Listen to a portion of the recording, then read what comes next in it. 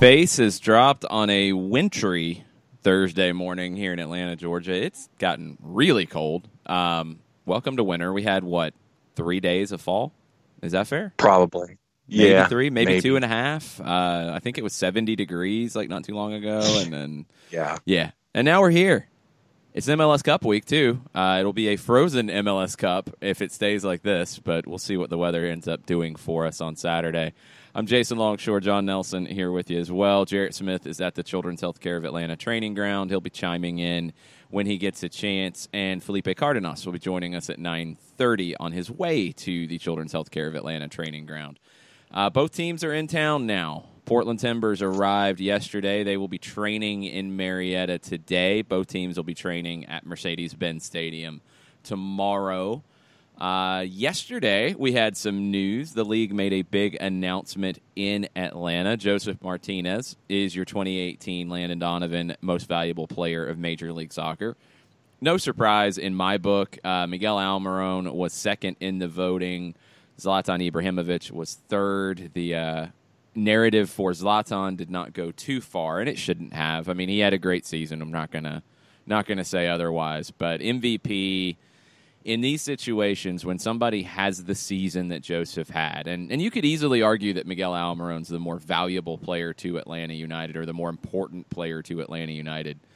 When somebody does what Joseph did in a season, they get this award. That's pretty consistent. I mean, across any sport, when you have somebody break a record like this that has stood since day one of the league. Year one, Roy Lassiter.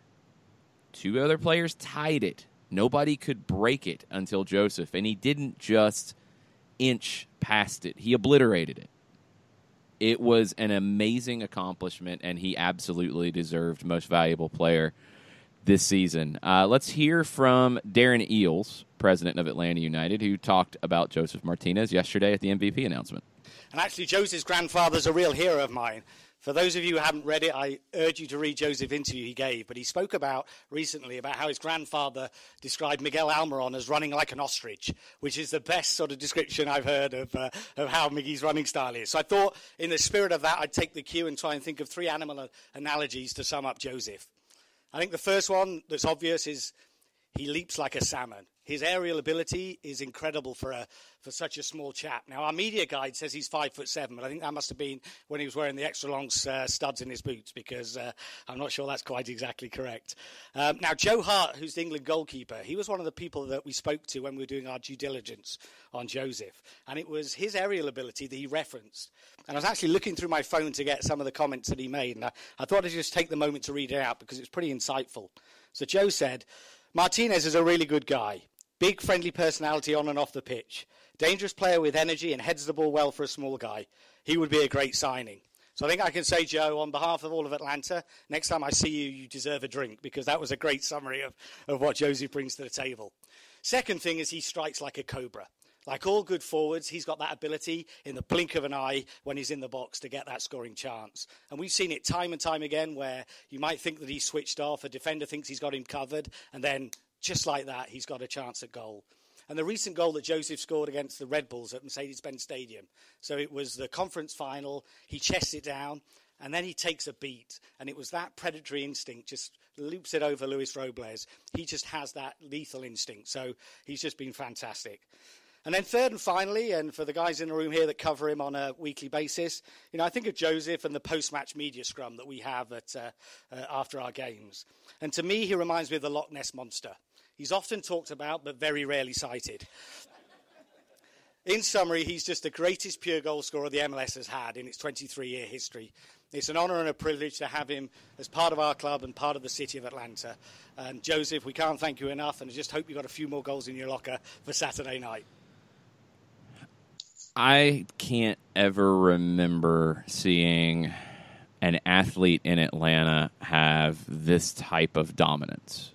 Atlanta United posted a great video yesterday with the MVP award winners who have called Atlanta home during their careers. And you had Dale Murphy from 82 and 83, if I remember right, National League MVP back-to-back.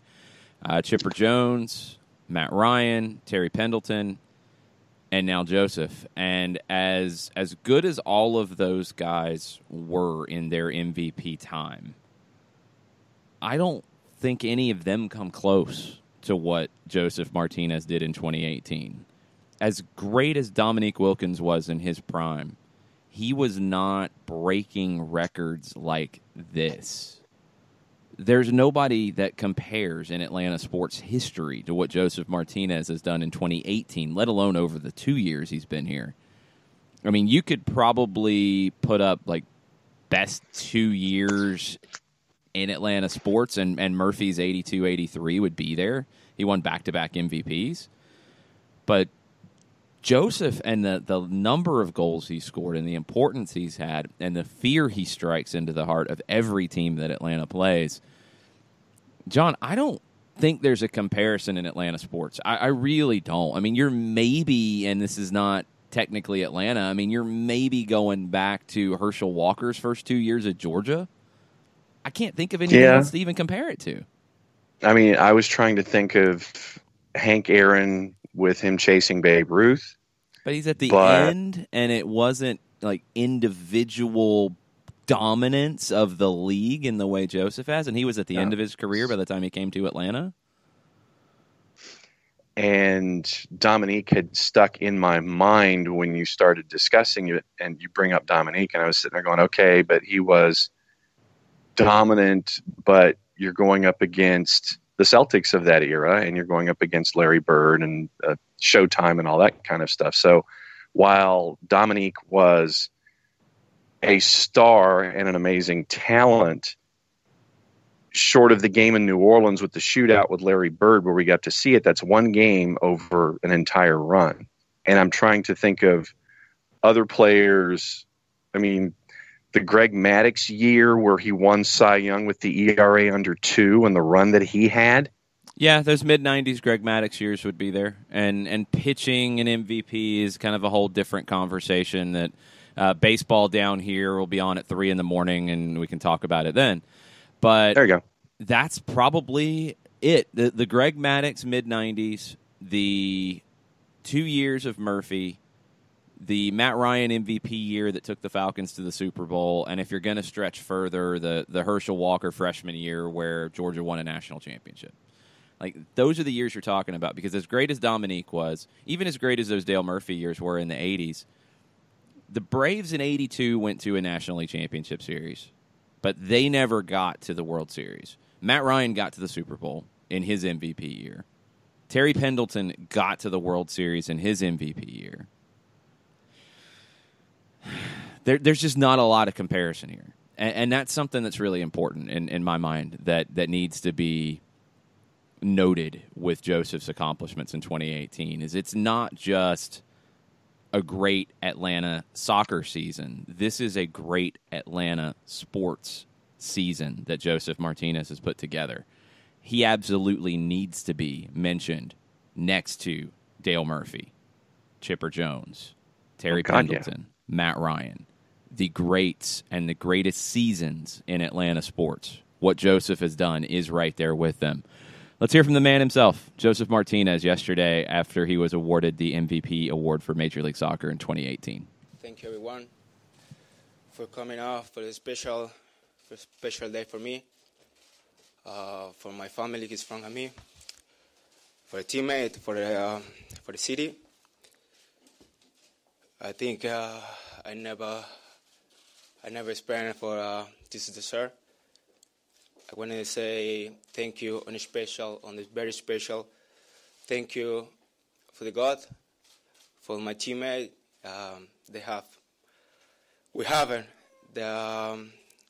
They're great on maybe the more important years or more important days in our life. Also, I want to say thank you to the fans for the amazing support this year. Also, for the guys made that happen. That's for me, it's really, really important and special. For the old people working in Atlanta, and now I want to say in Spanish too because I feel more comfortable. So I feel so nervous and more nervous.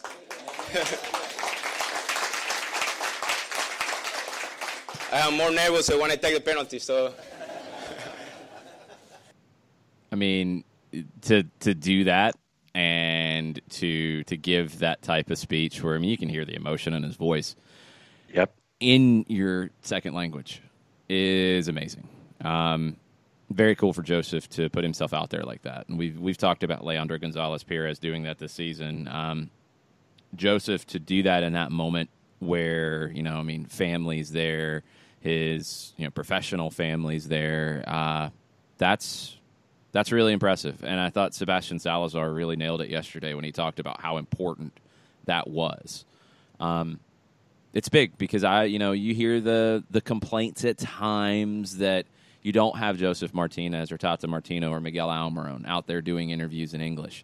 Personally, I don't think it is a absolute necessity. I think it's great when it happens, when you have players like Leandro who are comfortable to do it and have the personality to do it. It's great, though, when Joseph does that. I think it's even more meaningful when he does that. Yep. I don't think it's a must, but I think it means even more when a guy like Joseph can put himself out there like that and give it a shot. And to your point, you heard the emotion, and then at the end, he cracks a joke about how nervous he was to do it in English. Well, he cracked a better joke at the end after he spoke in Spanish, and he said, "See you later, alligator." And I about died when I heard that one. That's amazing. But to see him put himself out there like that, knowing what it meant to him, knowing what it meant to his family, knowing what it meant to his cleated family, knowing what it meant to the fans who come out and enjoy seeing him on a daily basis and will mean mug just right along with him, so he can stay in kayfabe and everybody appreciates all that kind of stuff.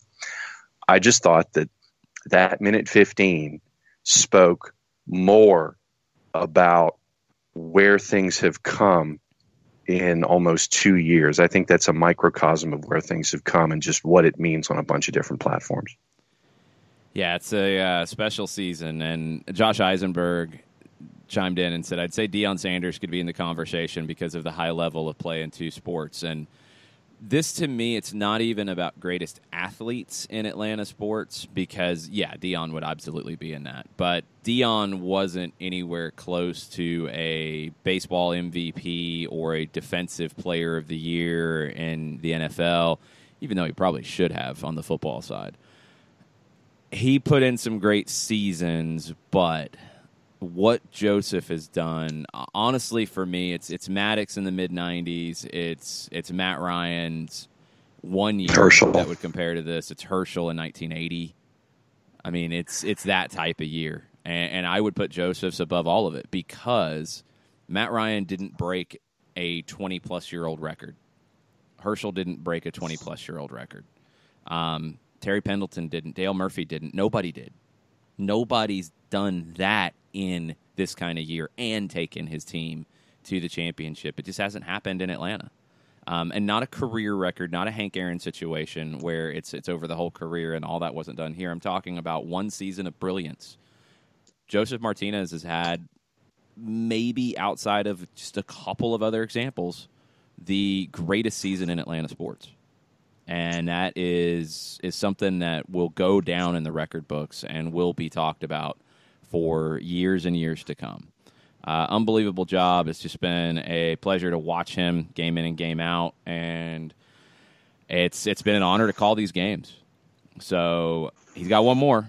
We'll see what happens on Saturday. We'll see if he can add another goal to his total. 34 for the season in all competitions, including the postseason. Can he find 35? Maybe on Saturday. We'll see at the Benz Saturday night. Let's take a quick break. We'll get into some Thursday thoughts after this. The average time a resume spends on an HR manager's desk is 7 seconds, and most of them are tossed aside. Now imagine if one of those resumes belonged to Yasmin, who was living in a shelter, juggling 3 jobs. I had to be resilient. That's something that you can't teach. We rely so much on a resume, Yet it could never tell the full story of someone who had to be independent and take initiative. And that's how I handle every project I get. Discover new ways to develop great talent at gradsoflife.org. Brought to you by Grads of Life and the Ad Council. We know that every driver is different, and a one-size policy does not fit all. That's why Country Financial offers a variety of discounts, so you get the coverage you need and the savings you deserve. From good driver to good student, multi-policy to multi-car, we've got a discount to suit every driver. Call Jason Wright at 678-568-6871 today to see what you could save. On Facebook at Jason Wright Agency or by phone at 678-568-6871. Discounts vary by state. Policies issued by Country Mutual Insurance Company, Country Preferred Insurance Company, or Country Casualty Insurance Company, Bloomington, Illinois. Hey, hon, what you doing with your phone? Taking pictures? No, I'm asking it questions. Like what? Hey, Bobo, do flowers have best friends? I'm sorry. I'm afraid I don't know that. Hey, follow me. I want to show you something. Look, flowers do have best friends. Whoa. Some answers can only be found in nature. Discover the unsearchable. Visit discovertheforest.org to find a trail near you. Brought to you by the United States Forest Service and the Ad Council. Soccer Down Here is sponsored by Apolinski & Associates, LLC, personal injury lawyers with over 30 years of experience. Call Steve Apolinski at 518-350-4231 or email him at steve@aa-legal.com if you need help with a wrongful death or serious injury matter. Steve Apolinski is rated one of the top 100 trial attorneys in Georgia, recognized as Legal Elite by Georgia Trend magazine for being one of the most effective lawyers in Georgia.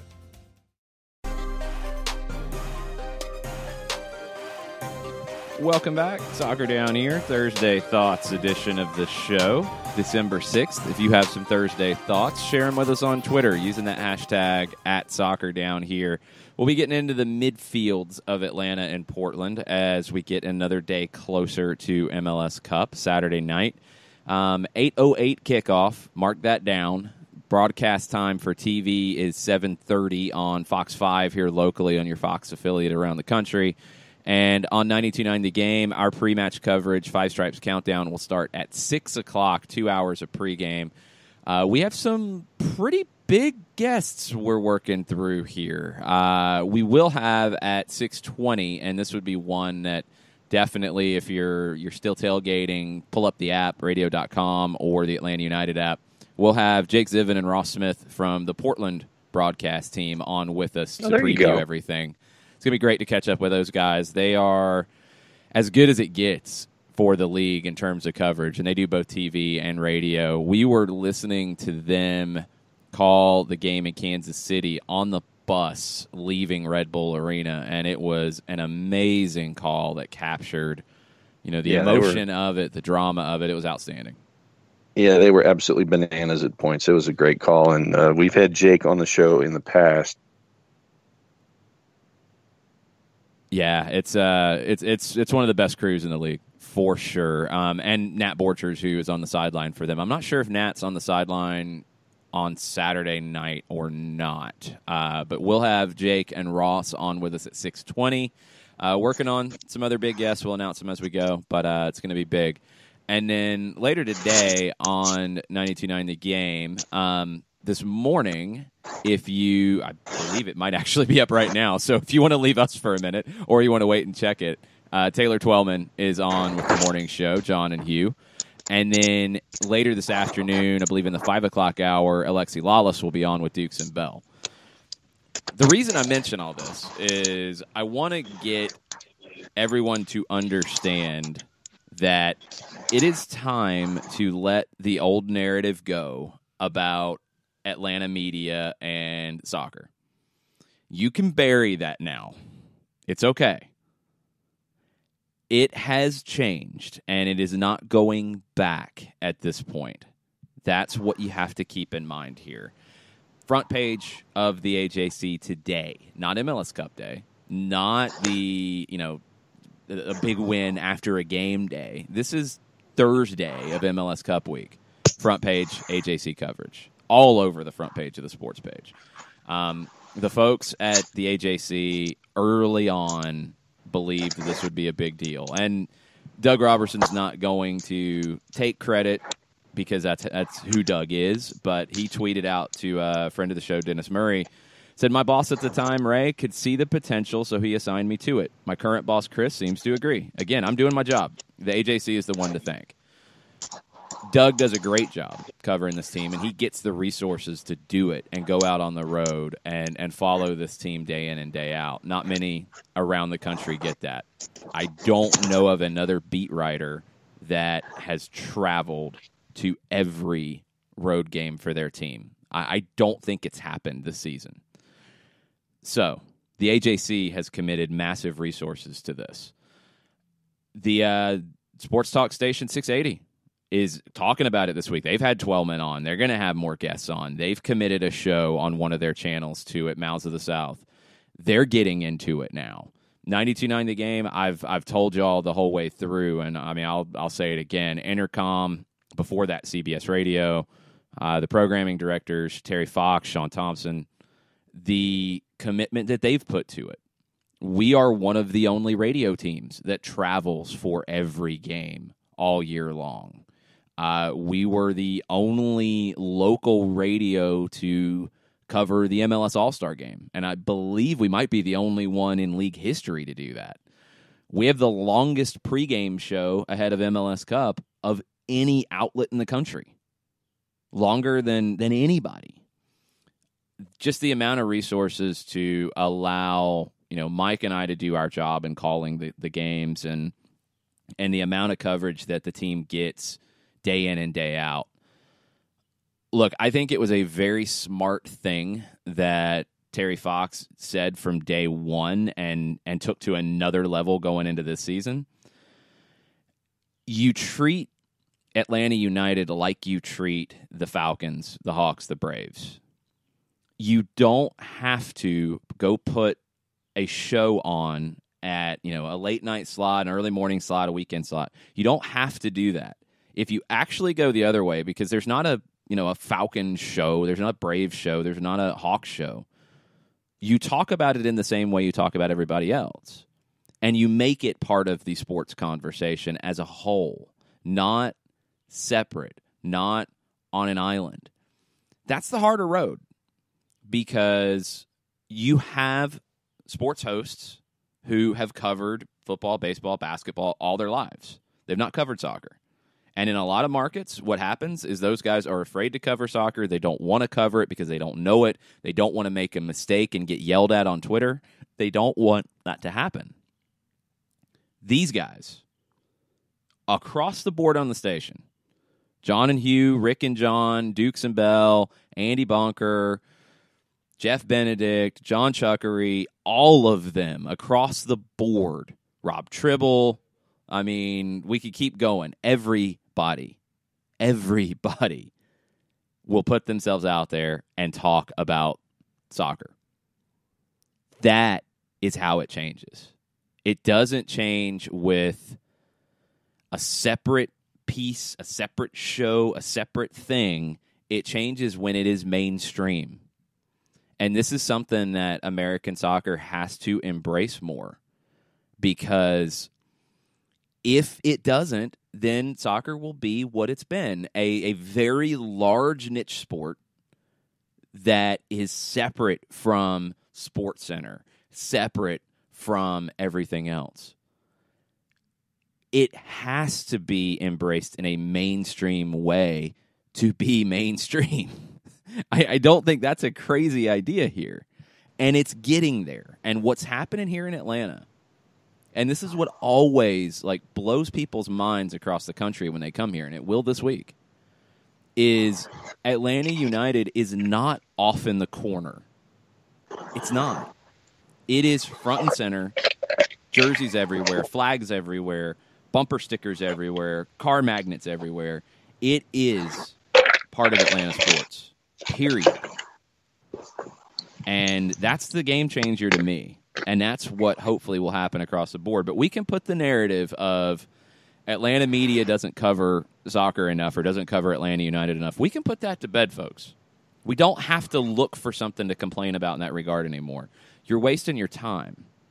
And honestly, I think it is a little insulting at this point, because Atlanta media, whether it is 92.9 The Game, what's happening at 680, the AJC, the local TV, all of it is covering soccer in a bigger way than any other city in the United States. You can always want more, but be thankful that you have the best soccer media coverage in the country. There's no need to look for something to complain about anymore. If you want to complain that New York did not send a credentialed media person down for the Eastern Conference Finals.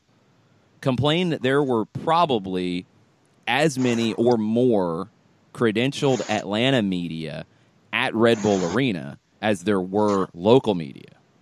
Complain about that, because that needs to change for soccer to continue to grow in this country, not Atlanta media coverage. That's what has to change. I understand it because I was there too. I get it. We all wanted to see more coverage, but guys, it's past it. It's jumped over that now. It is mainstream. You can embrace that, and you can be okay with that. We don't have to look for something to complain about anymore in that regard, because across the board, it's changed. It just has. Be a voice to help these other markets lift their coverage. Don't slam what's here, because you can't turn a corner now without having Atlanta United being a part of the conversation. And there's a lot to be proud of in that.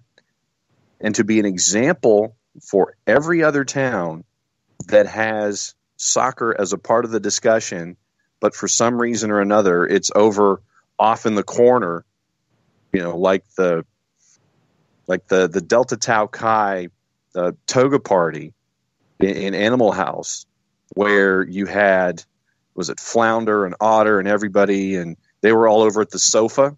That's not soccer here anymore. Put it away. It's one big fraternity. That's just how it is. Enjoy it, embrace it, share it with everything else. Yeah, just the take of Atlanta media doesn't cover soccer enough. You can bury that across the board now. That's just... Quoting Sherman Potter from MASH. Horse hockey.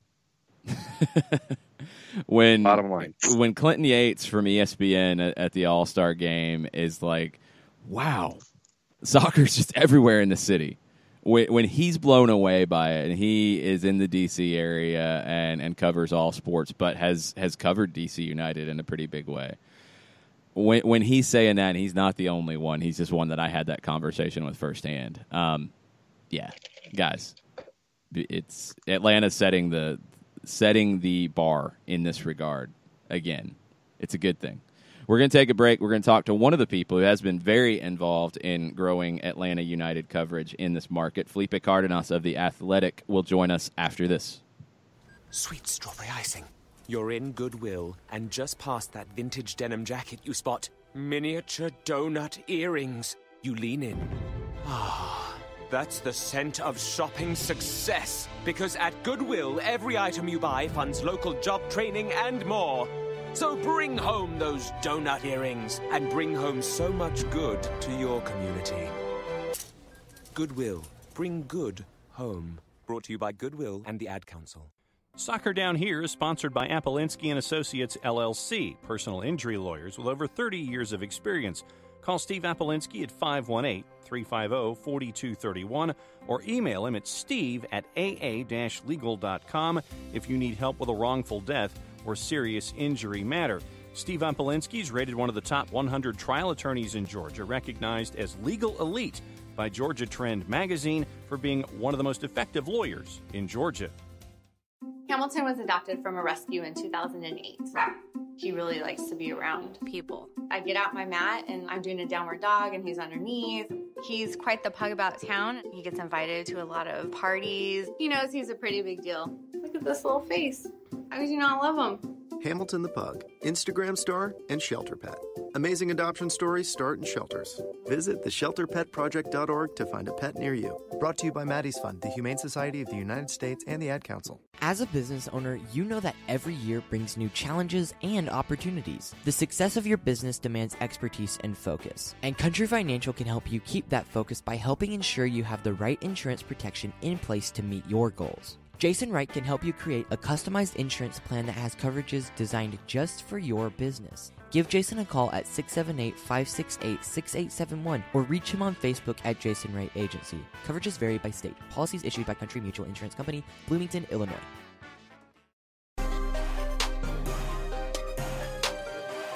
Welcome back. Thursday Thoughts edition of Soccer Down Here. Share your Thursday thoughts with us on Twitter at Soccer Down Here. And right now we have Felipe Cardenas of The Athletic joining us. How's it going, Felipe? Going great, guys. How are you this morning? Doing well. Let's talk a little bit as we start about yesterday's announcement, Josef Martinez. I've tried to find a comparison, not in MLS history, but just Atlanta sports history for the season he's had, and there's not many. This type of year, and as somebody who has followed the game around the world in different leagues, I think we almost take it for granted that you had a player in Josef this season score 31 goals in 34 regular season matches, and then 4 more in the postseason, and he's added 3 more goals. 34 in 38 matches. That's borderline unheard of. It's an amazing year that will be celebrated for decades to come.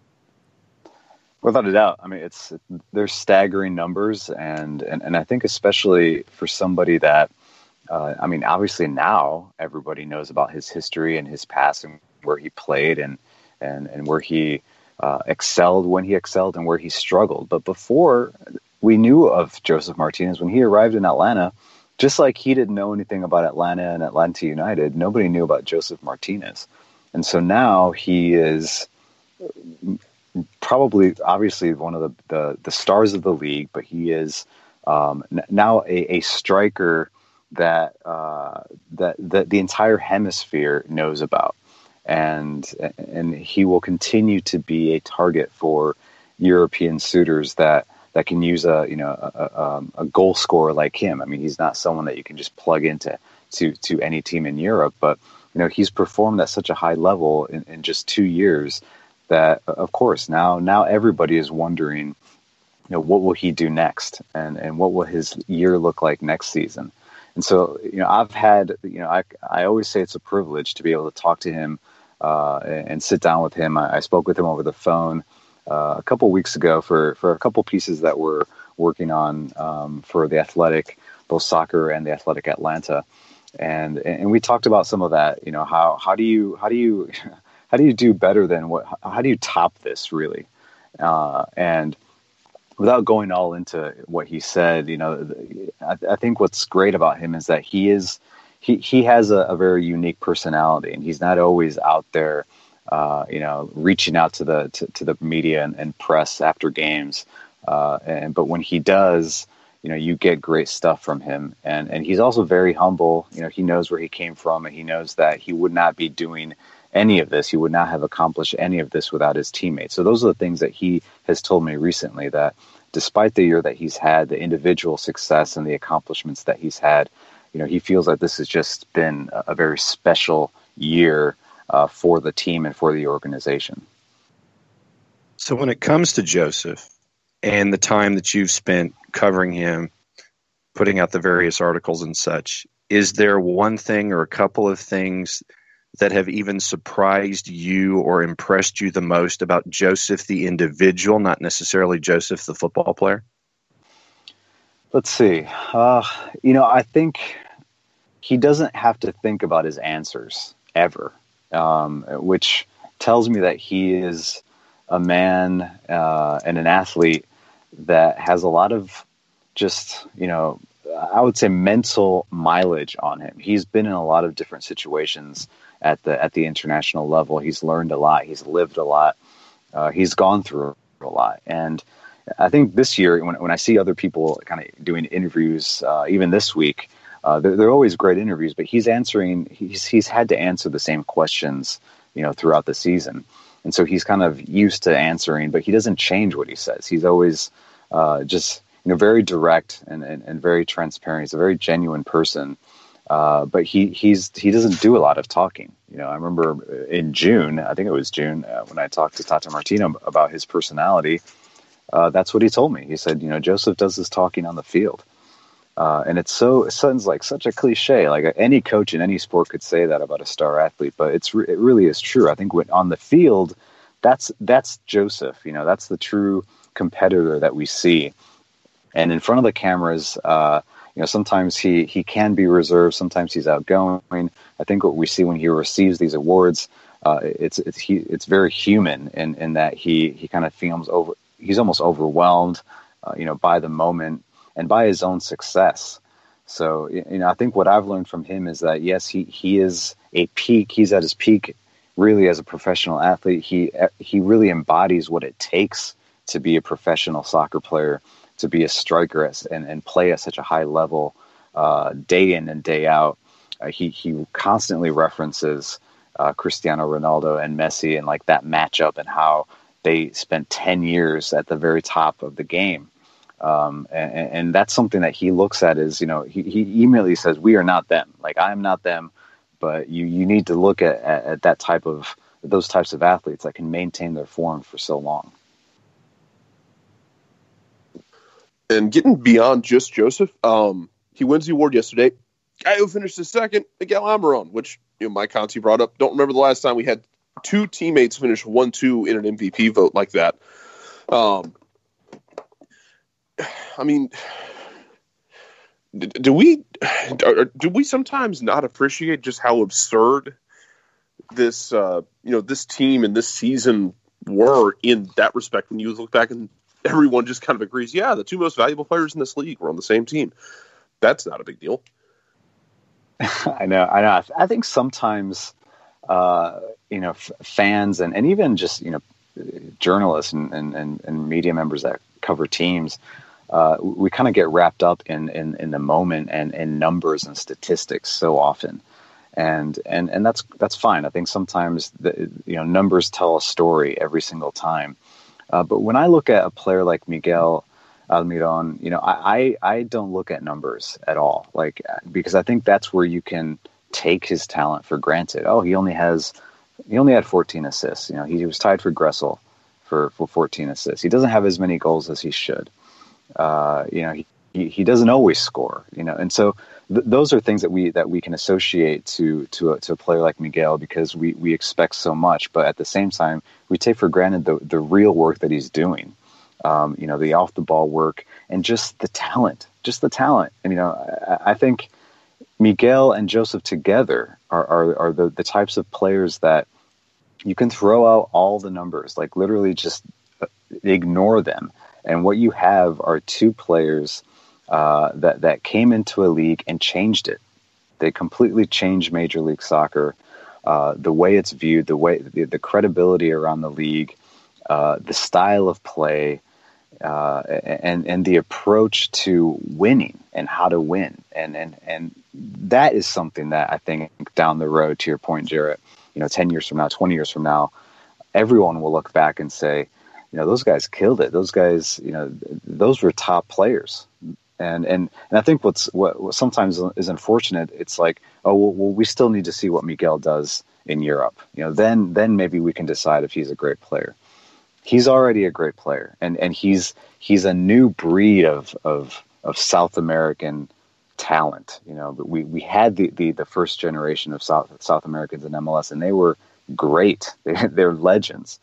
And Miguel and Joseph kind of embody that new generation of South American players that are they're different. They bring a different style of play, a different acumen, more knowledge, a higher IQ, and a willingness to do more than just play their position or play the position that is associated with the number on the back of their jersey.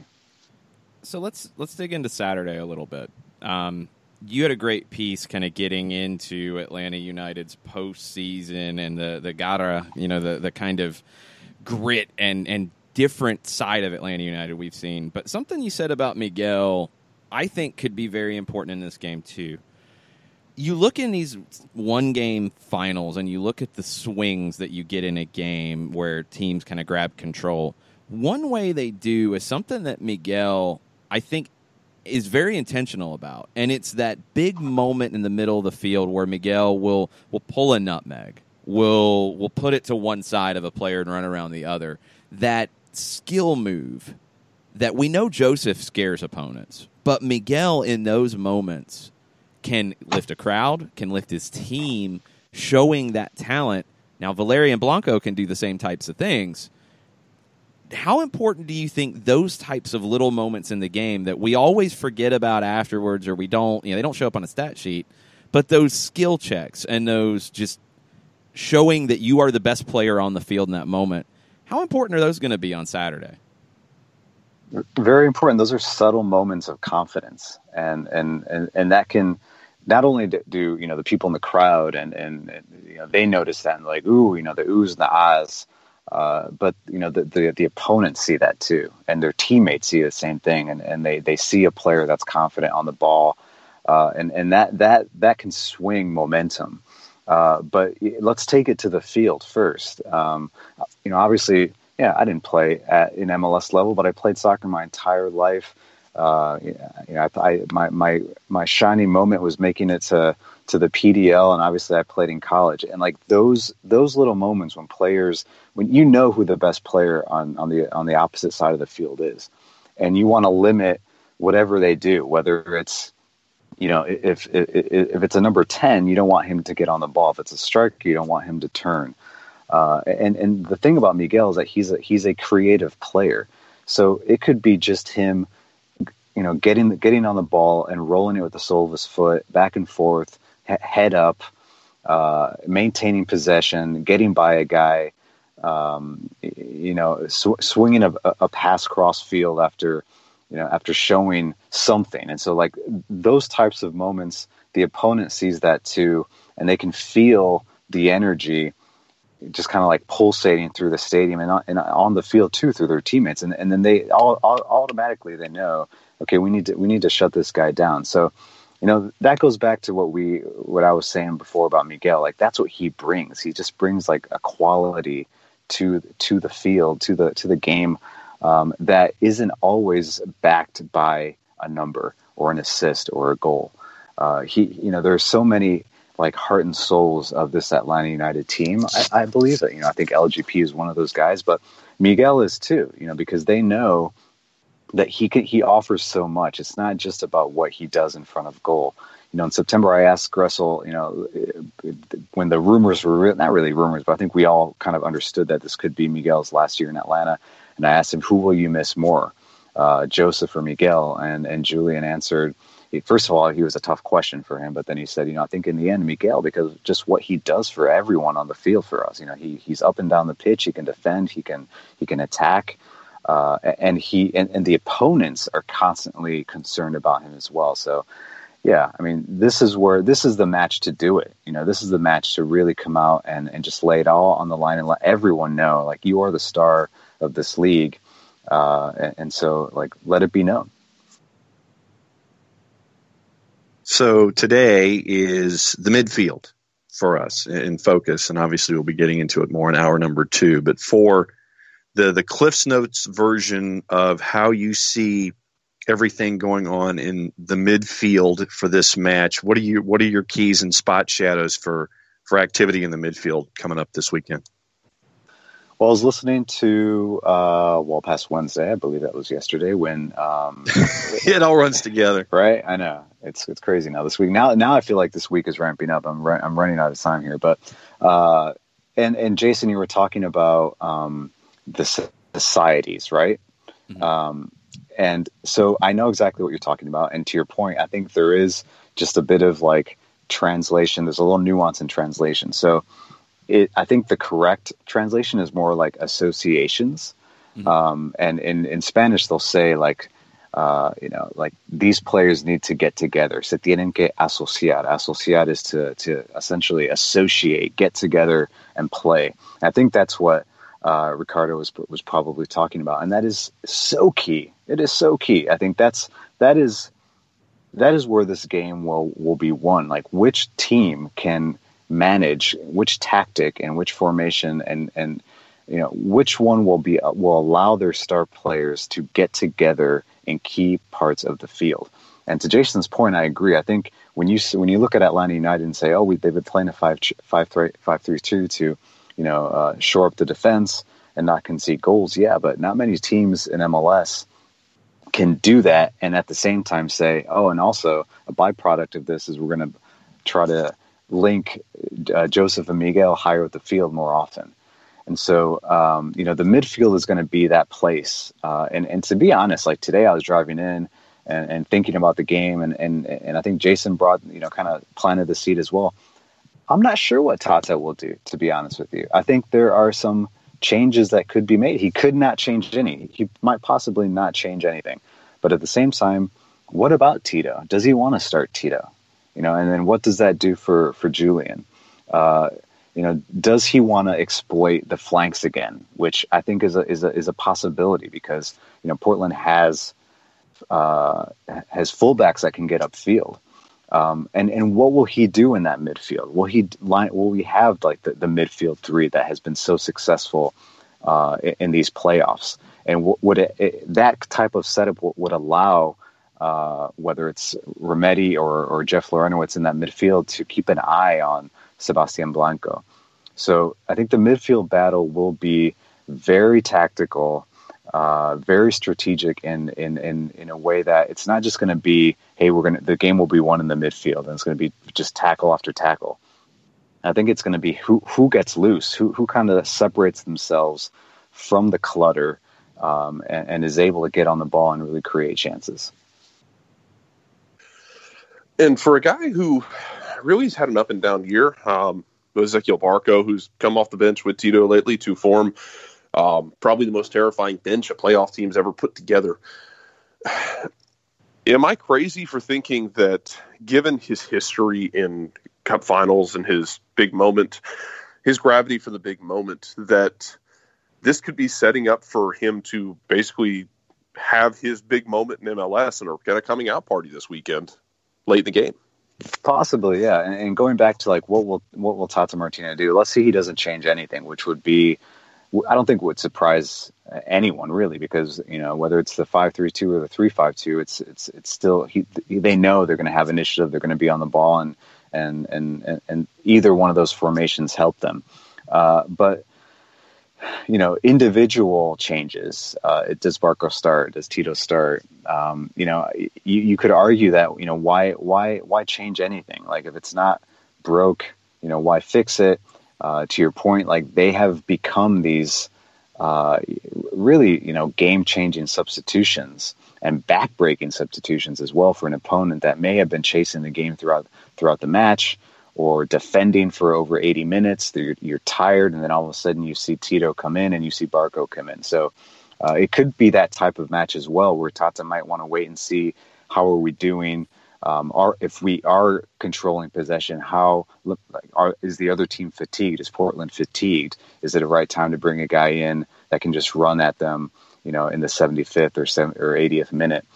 And also you need to think about the possibility of this game going to penalties, and you want your best and most confident penalty takers on the field. And I think a guy like Ezequiel Barco, as young as he is, has shown the confidence to, bury a penalty in a big match. He did it in front of 100,000 screaming fans at the Maracanã Stadium in Brazil, and they weren't screaming for him. They were screaming for him to miss. They were whistling that he was the away team for Independiente against Flamengo in that Copa Sudamericana final just a few years ago. So those are all things that the coaches are thinking about, and I think Tito and Barco have become this change of pace type substitution that Tata has been using it very effectively. as we get closer to MLS Cup, Felipe, and as we get closer to a break, what do you have coming up at the Athletic? How much more can you do between now and kickoff on Saturday? I know. Like we all met, all the writers and our editors met this week, and like what content we'll be producing. So just stay on the lookout. There more will be coming. Yesterday, we posted the piece on that. I took a look at Tata Martino's history in big finals, and I think it just had to be said. I think I saw some interesting and funny comments from Atlanta United fans that didn't want to read the piece. They didn't want to get jinxed. But it's I think what's great about Tata is that he knows his history. He doesn't avoid it. He's very transparent. He's very open. And when I asked him about it on Monday, he was as well. And he goes into it. He says, I realize I haven't won as many as I would have liked. So, but it's a nice piece because it also talks about his, the affection that he has with the fans, and Greg Garza and Michael Parker's talking about this being possibly, the biggest game of their careers, and they've had very successful careers. So that piece is out there. And then I'm working on a couple more that should be out, whether end of day today or tomorrow. So heads up. Awesome. Felipe, thanks as always for the time. And we were talking, the importance of the media here in Atlanta covering this team. You've been a huge part of that and make Atlanta, not just the hub for soccer with a great team on the field, not just the hub for soccer in this country in the stands, but for media as well. And you're a massive part of it. Thanks for always making time for us. Of course. I appreciate that, Jason. Thank you very much. It's been great. It's been an adventure. Looking forward to more. Oh, yeah, there's plenty more coming. Don't rest up yet. We got to get through Saturday first. Thanks, Felipe. Yeah. All right, take care, guys. We're going to take a quick break. We'll be back to wrap up hour number 1 after this. The average time a resume spends on an HR manager's desk is 7 seconds, and most of them are tossed aside. Now imagine if one of those resumes belonged to Yasmin, who was living in a shelter, juggling 3 jobs. I had to be resilient. That's something that you can't teach. We rely so much on a resume, yet it could never tell the full story of someone who had to be independent and take initiative. And that's how I handle every project I get. Discover new ways to develop great talent at gradsoflife.org. Brought to you by Grads of Life and the Ad Council. We know that every driver is different, and a one-size policy does not fit all. That's why Country Financial offers a variety of discounts, so you get the coverage you need and the savings you deserve. From good driver to good student, multi-policy to multi-car, we've got a discount to suit every driver. Call Jason Wright at 678-568-6871 today to see what you could save. On Facebook at Jason Wright Agency or by phone at 678-568-6871. Discounts vary by state. Policies issued by Country Mutual Insurance Company, Country Preferred Insurance Company, or Country Casualty Insurance Company, Bloomington, Illinois. Hey, hon, what you doing with your phone? Taking pictures? No, I'm asking it questions. Like what? Hey, Bobo, do flowers have best friends? I'm sorry. I'm afraid I don't know that. Hey, follow me. I want to show you something. Look, flowers do have best friends. Whoa. Some answers can only be found in nature. Discover the unsearchable. Visit discovertheforest.org to find a trail near you. Brought to you by the United States Forest Service and the Ad Council. Soccer Down Here is sponsored by Apolinski & Associates, LLC, personal injury lawyers with over 30 years of experience. Call Steve Apolinski at 518-350-4231 or email him at steve@aa-legal.com if you need help with a wrongful death or serious injury matter. Steve Apolinski is rated one of the top 100 trial attorneys in Georgia, recognized as legal elite by Georgia Trend magazine for being one of the most effective lawyers in Georgia.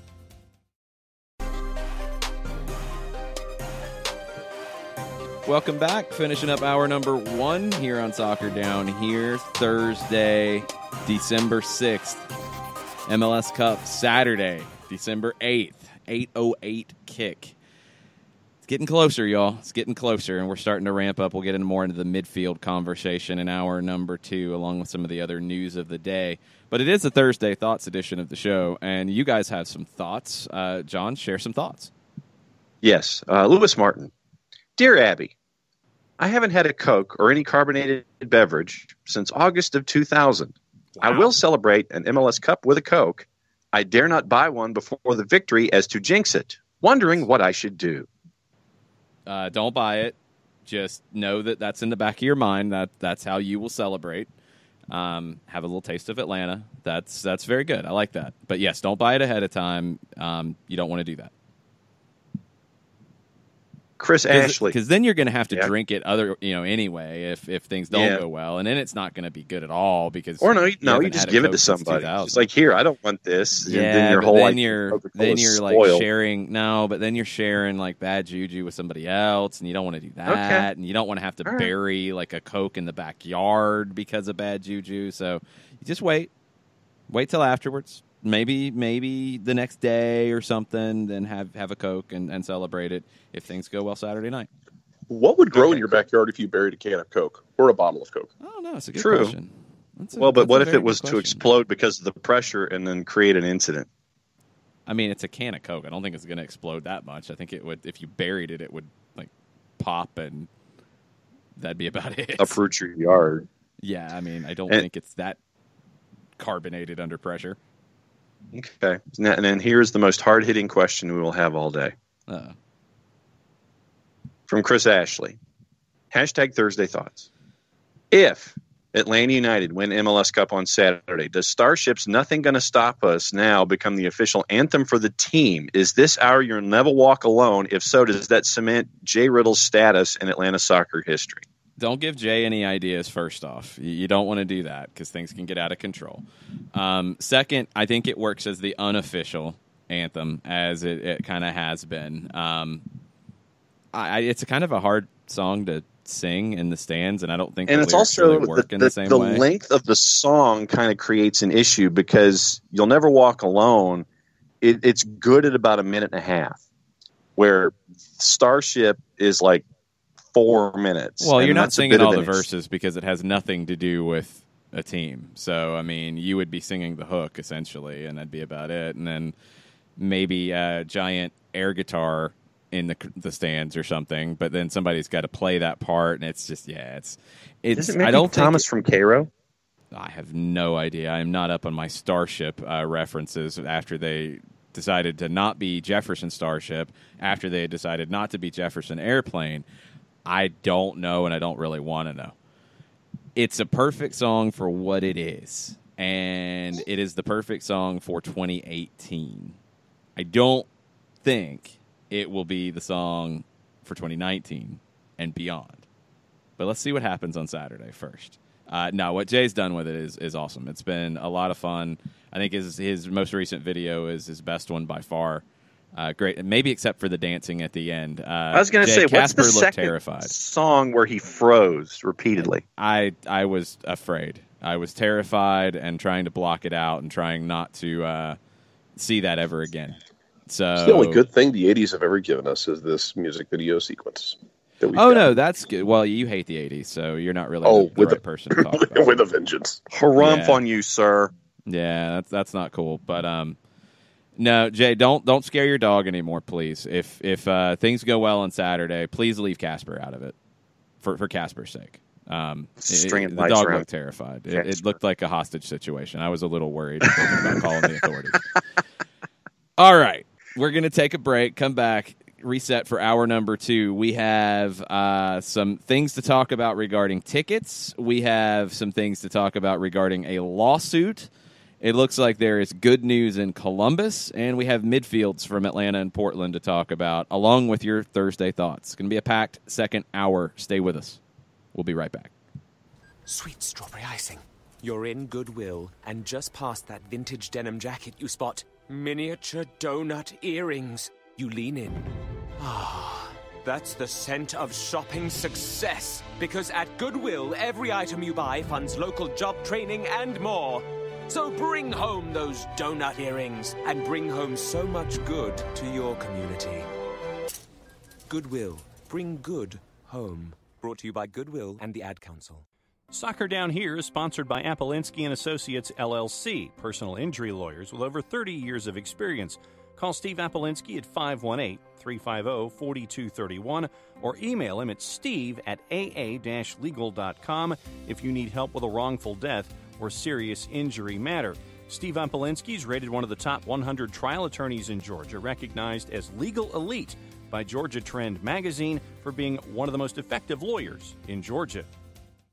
Hamilton was adopted from a rescue in 2008. He really likes to be around people. I get out my mat and I'm doing a downward dog and he's underneath. He's quite the pug about town. He gets invited to a lot of parties. He knows he's a pretty big deal. Look at this little face. How could you not love him? Hamilton the Pug, Instagram star, and shelter pet.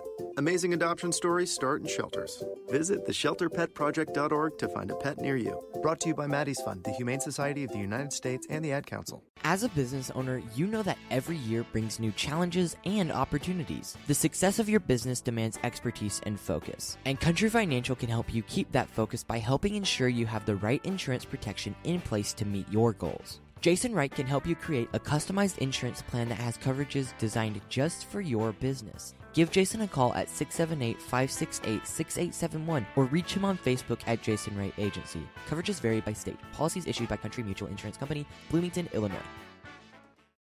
You're listening to Soccer Down Here daily on SDH Networks, a division of OSG Sports. Find us at Soccer Down Here on Facebook and Twitter. The time is now the top of the hour. Peep, y'all.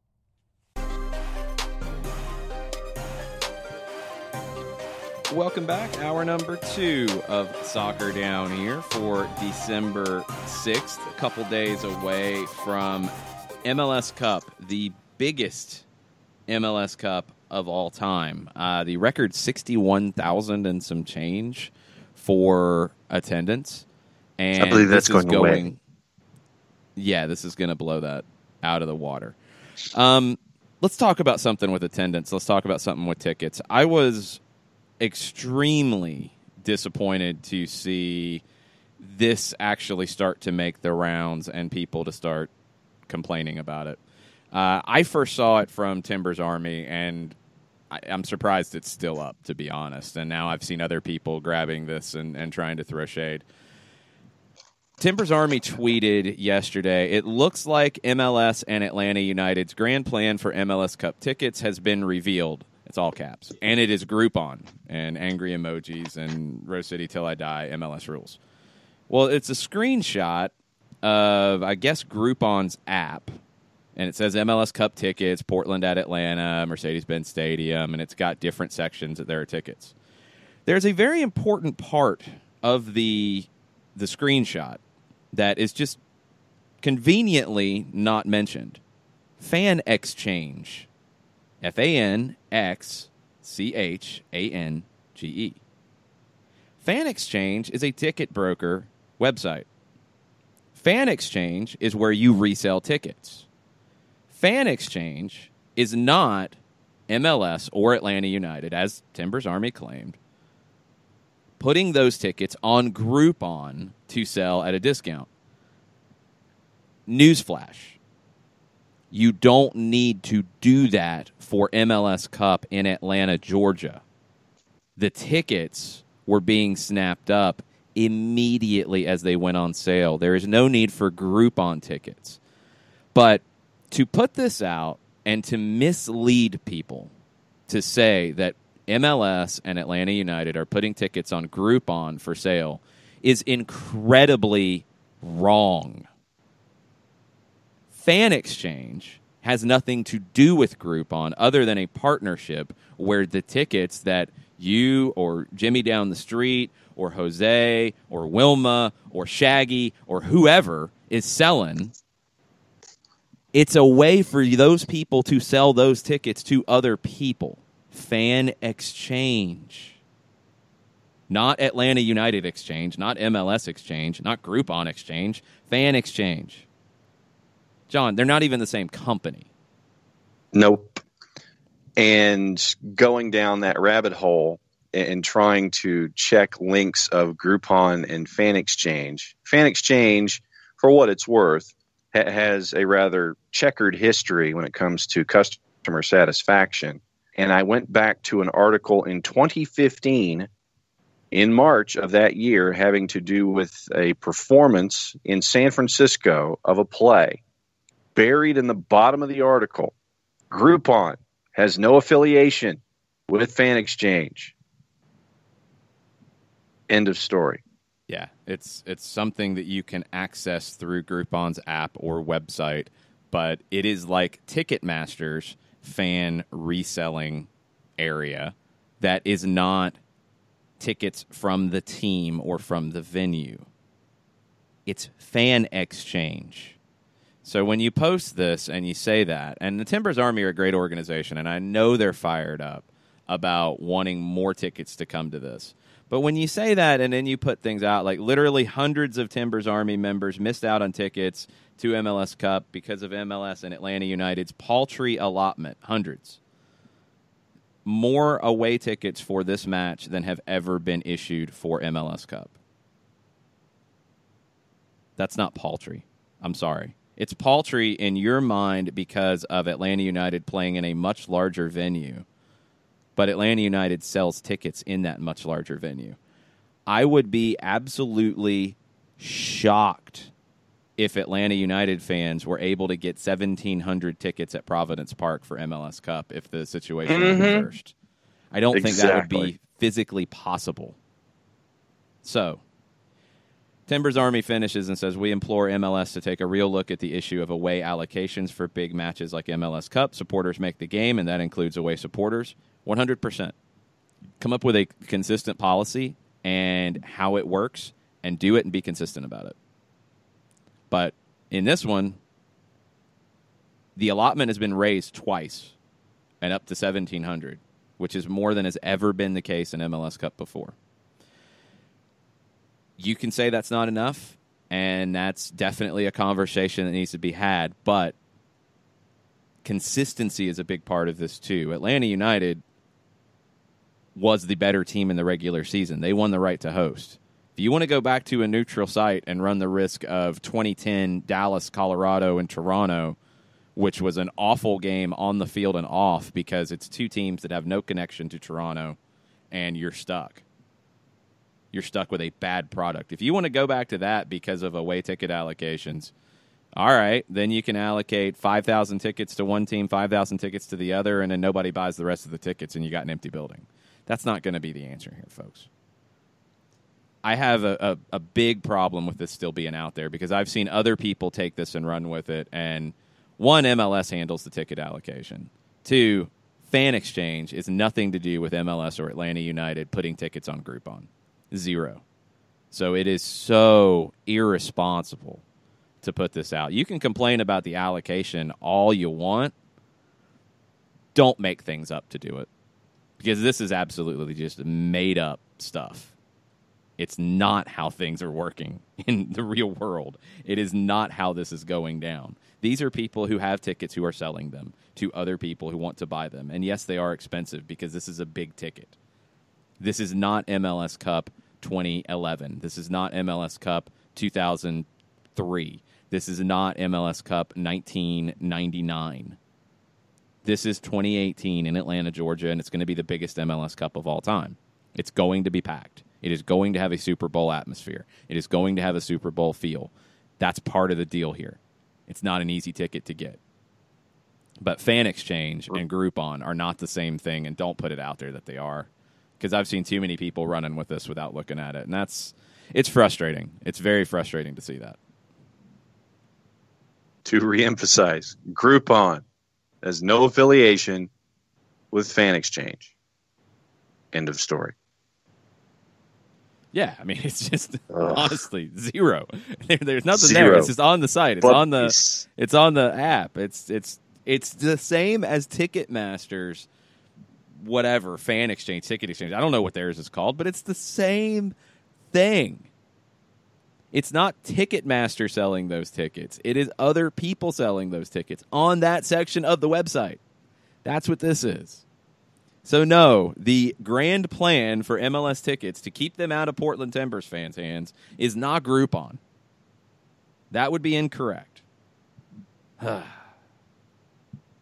Another controversy, in air quotes. Groupon does do great things for a bunch of groups. You know, if you want to take like 8 or 10 people to a certain event. But this ain't one of them. Absolutely. Absolutely. They do great stuff. But not in this regard, because they do not have tickets that they are selling as a package with all kinds of stuff in it. It is fans selling tickets to other fans. Correct. Yay. That was fun. Uh-huh. Yeah, hated to see that make the rounds. It's just because it's misleading. What Thursday thoughts do we have we can hit before we go to break? From Will, at Will Love Not to think too far ahead, but CONCACAF Champions League is right around the corner. It is. New manager and as well as new talisman. 1 to 2 months to prepare, ? Burnout, ? Mentality, ? If Atlanta got to host Monterrey, I could see a record for a midweek game. #Thursday Thoughts. It'll be tough. I mean, it was tough for Toronto. They got to the final. Injuries ended up derailing them in the Champions League and also in league play. You have to hope for not having those injuries. You have to balance minutes and workload, so you try to avoid injuries. I don't think that was the case in Toronto. I think it was just a lot of bad luck. But you have to manage that workload for sure.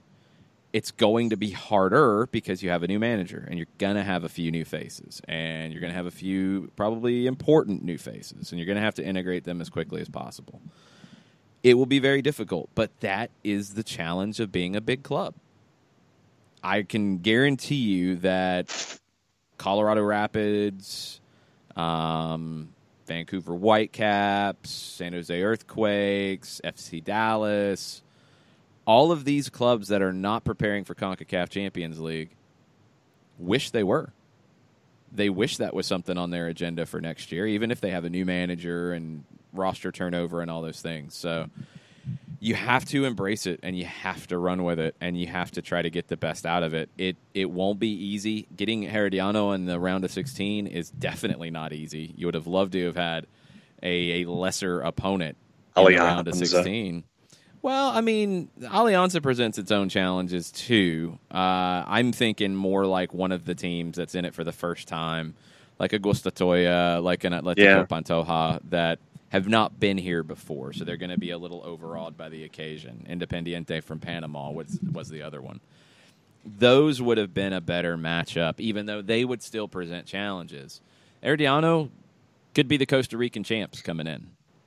They're in the second leg of the final against Alajuelense this weekend. So, won't be easy, but when you want to be the best in the hemisphere, you put yourself into these situations, and you got to play yourself through it. And that's what Atlanta will have to do starting in mid-February next year. Joe Boss, Stephen Joyce says the CONCACAF Champions League timing feels a little like changing the tires while driving. Close to it. Joe Boss. It's a pit stop. Yeah. It's a quick change in the pit stop in a NASCAR race. Splash. It's a splash and dash. Joe Boss, how in the world can we top this year? After a Saturday win, of course, winking emoji. Coach of the Year, Golden Boot winner, MVP, and runner-up. How special a year in the ATL, and how lucky we got to see and witness this epic season. Absolutely lucky. You top it by winning CONCACAF Champions League. You top it by winning the Supporters' Shield. You top it by doing what Toronto did last year and winning a treble. You top it by continuing to set the bar. You continue to set the bar and take it higher. You top it by increasing your attendance. You top it by increasing the number of players who come through your academy. There are so many ways for this to continue to grow. This is nowhere near a ceiling of any kind. This is year 2. That's what's so mind-blowing about it. This is year 2. The bubble's not about to burst. The bubble's only going to get bigger and bigger and bigger. That's where Atlanta United is right now as they continue to grow.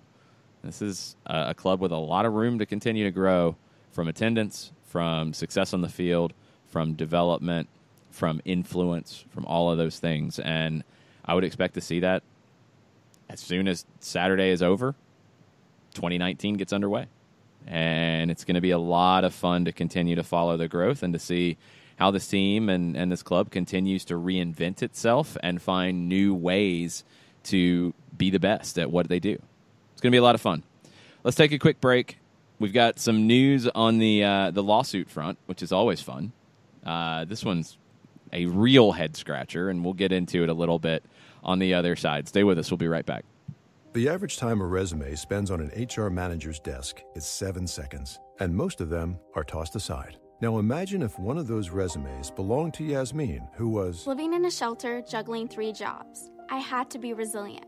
That's something that you can't teach. We rely so much on a resume. Yet it could never tell the full story of someone who had to be independent and take initiative. And that's how I handle every project I get. Discover new ways to develop great talent at gradsoflife.org. Brought to you by Grads of Life and the Ad Council. We know that every driver is different, and a one-size policy does not fit all. That's why Country Financial offers a variety of discounts, so you get the coverage you need and the savings you deserve. From good driver to good student, multi-policy to multi-car, we've got a discount to suit every driver. Call Jason Wright at 678-568-6871 today to see what you could save. On Facebook at Jason Wright Agency or by phone at 678-568-6871.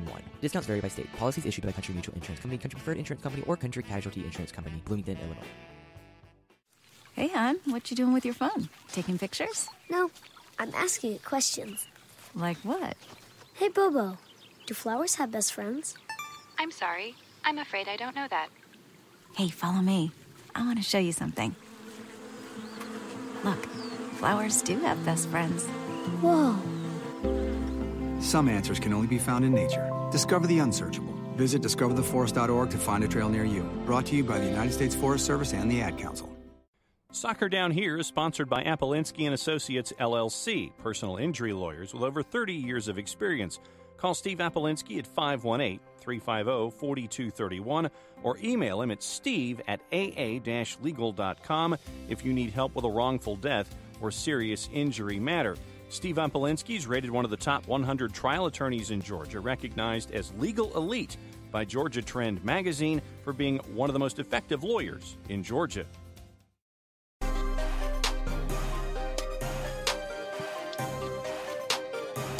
Welcome back.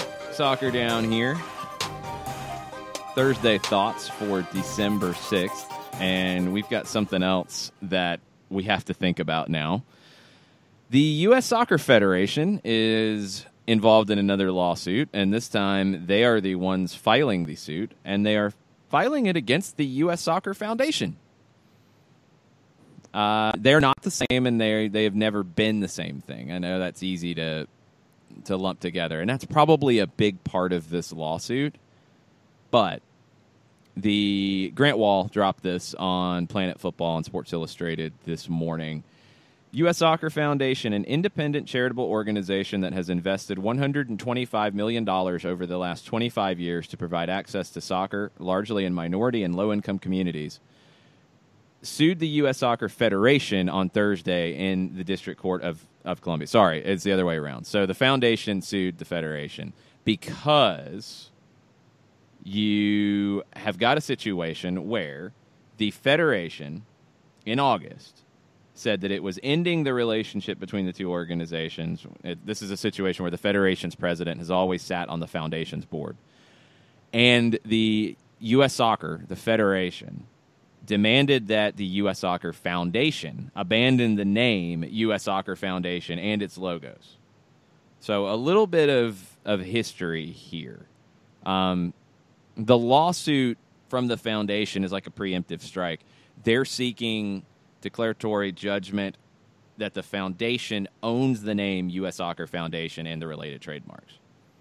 So here's your history of it. The U.S. Soccer Foundation was formed with $50 million of the profits from the 1994 World Cup. So they took those profits and from the World Cup organization, which was separate from the Federation, and created the U.S. Soccer Foundation. Full disclosure, I worked 10 years with Soccer in the Streets. We received grants from the U.S. Soccer Foundation. We were involved in lots of different aspects of the Foundation's Urban Soccer Symposium. I've spoken at that symposium before. It is an organization that has evolved over the years from just making grants to other charities, to other organizations, to now the Foundation has a curriculum and is able to be a one-stop shop for groups who are wanting to do soccer for social change programming. There has, for a number of years, been friction between the Federation and the Foundation. This is not completely brand new, although I think what has sparked this dispute is, and I think it's related to some of the things that Grant Wall talks about here in the article. Ed Foster Simeon, who is the executive director of the U.S. Soccer Foundation, he said that he implied, he thinks, here's his quote, it's not implying, the USSF has threatened to hijack the foundation's trademarks for its own use, likely an effort to capitalize on lucrative business opportunities when the United States hosts the World Cup in 2026. What's crazy about it is in the bid book, in the bid to FIFA, the U.S. Soccer Foundation was a big part of it, and the foundation, its programs were part of the legacy section of that bid. So is the federation trying to, as Foster Simeon says, a bait and switch? Are they trying to say, okay, yeah, we're going to use this for now. Oh, now that we have the bid, now that we're going to host the World Cup, we're going to create our own U.S. Soccer Foundation, and then that money's going to be in our hands. Now, that's where I think the past history comes into play. Here's the other thing, though. You have to look at this where the Federation president has been on the Foundation's board for a number of years. Past Federation presidents are still on the U.S. Soccer Foundation's board.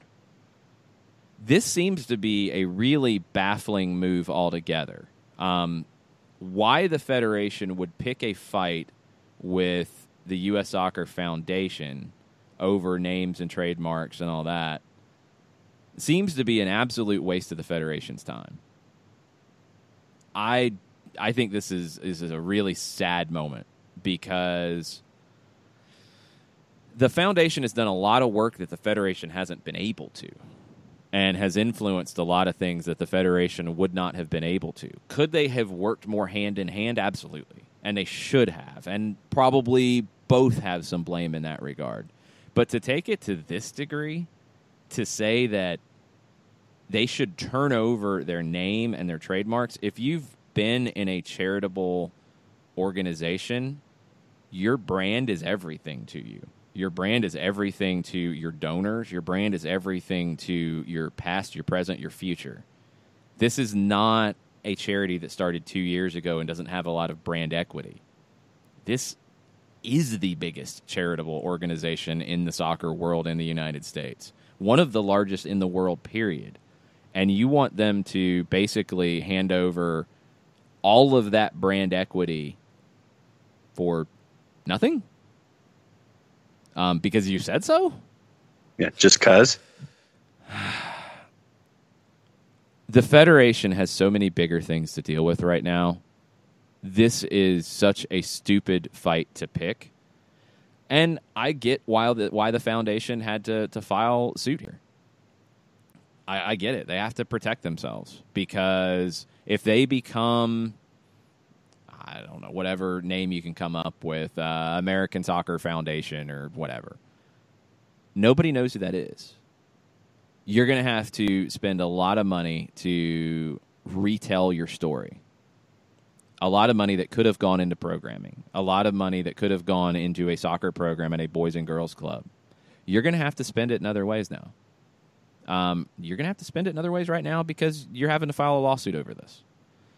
So this is not what's good for the game. From the Federation standpoint, to do this is rather shocking to me, and I think it looks awful. Jarrett, I mean, you interned with us at Soccer in the Streets. You know what the Foundation did, and you know the Foundation's role pretty well in these types of scenarios. They've worked very hard to build up a brand, and for the Federation to just hand it over, to ask them to hand it over, I'm shocked that the Federation would go down that road.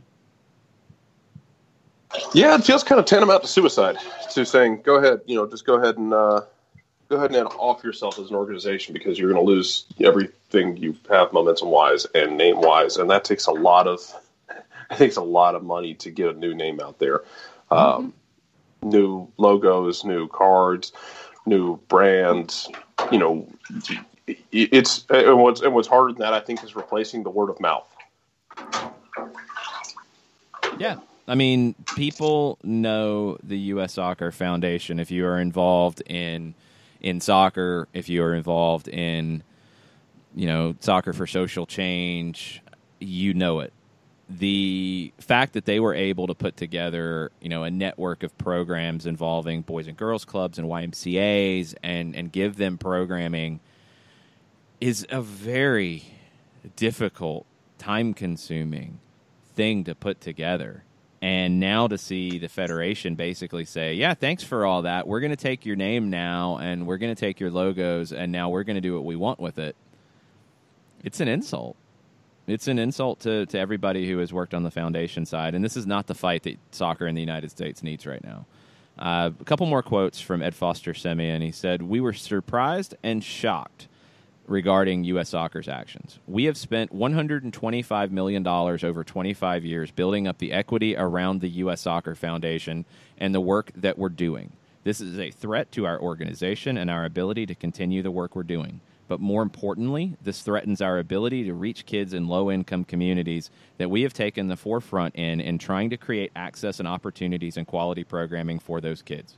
Not just the elite athletes, not just those kids who come from households that can afford the pay-to-play model. We're talking 90% of the kids that we're reaching are on free and reduced school lunch, which is a key indicator of poverty. This effort to strip us of the name U.S. Soccer Foundation and all the work that we've built into becoming a leader in this space and, in effect, telling us to start over, it's just unreasonable." And it is. The foundation served 70,000 kids last year and expects to reach 100,000 by the end of this school year. And even beyond like that, beyond what they have reached directly, they have influenced other organizations. I mean, their influence for Soccer in the Streets was incredible. They gave the organization grants while I worked with the organization. But, maybe even more importantly now as Soccer in the Streets has grown is they are, a sounding board. They are a partner in a lot of ways on a lot of different things. They're able to leverage that 25 years and create good. It's a shock to see the Federation go down this road. And SI.com contacted U.S. Soccer after the lawsuit was filed on Thursday. The Federation's response will be added to the article as soon as it is received. It has not been received as of 10/29 on December 6th. So there you go. This is another just black eye at a time when soccer is growing and a big moment is about to happen on Saturday with a huge crowd and a lot of talk about soccer in the United States growing. And you have an organization that is reaching out to kids that the Federation, is it part of their mission? Sure, in terms of, working in soccer in the United States, but can the Federation reasonably go out and do what the U.S. Soccer Foundation has done from a consulting standpoint, from a marketing standpoint, directly from a programming standpoint, from an advocacy standpoint? No, the Federation can't do that and do everything else it does. So now to try to just take this for what I don't know is really sad to see. And we've talked about the Federation's process in terms of hiring a coach and hiring a GM and all the politics that went into the last presidential election with the Federation. This just shows more that I think there are some people in charge at the U.S. Soccer Federation who are out of touch with what's happening with soccer in this country. And to try to take the trademarks and take the logos and names of an organization that, at the end of the day, you can go back and forth with, is the foundation doing everything it could or doing it in the right way or whatever? They're doing it.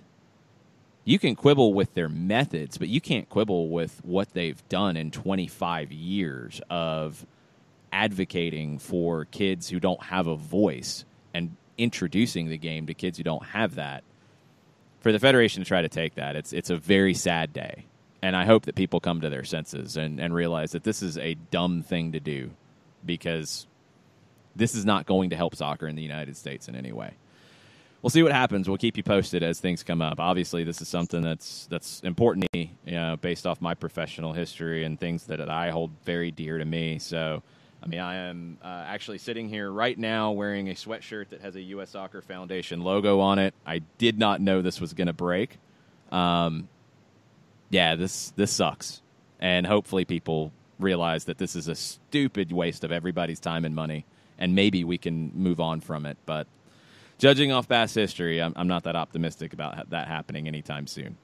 We're going to take a break, come back, get into the midfields of Atlanta and Portland as we get closer to MLS Cup, and we will get your Thursday thoughts on all of this stuff as well. Thanks for listening. We'll be right back. Sweet strawberry icing. You're in Goodwill, and just past that vintage denim jacket you spot miniature donut earrings. You lean in. That's the scent of shopping success. Because at Goodwill, every item you buy funds local job training and more. So bring home those donut earrings and bring home so much good to your community. Goodwill. Bring good home. Brought to you by Goodwill and the Ad Council. Soccer Down Here is sponsored by Appolinsky & Associates, LLC, personal injury lawyers with over 30 years of experience. Call Steve Appolinsky at 518-350-4231 or email him at steve@aa-legal.com if you need help with a wrongful death or serious injury matter.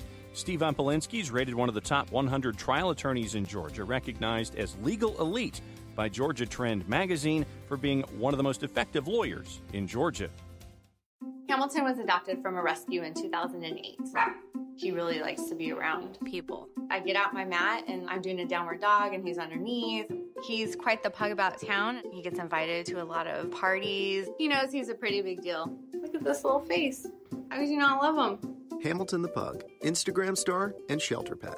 Amazing adoption stories start in shelters. Visit theshelterpetproject.org to find a pet near you. Brought to you by Maddie's Fund, the Humane Society of the United States, and the Ad Council. As a business owner, you know that every year brings new challenges and opportunities. The success of your business demands expertise and focus. And Country Financial can help you keep that focus by helping ensure you have the right insurance protection in place to meet your goals. Jason Wright can help you create a customized insurance plan that has coverages designed just for your business. Give Jason a call at 678-568-6871 or reach him on Facebook at Jason Wright Agency. Coverages vary by state. Policies issued by Country Mutual Insurance Company, Bloomington, Illinois.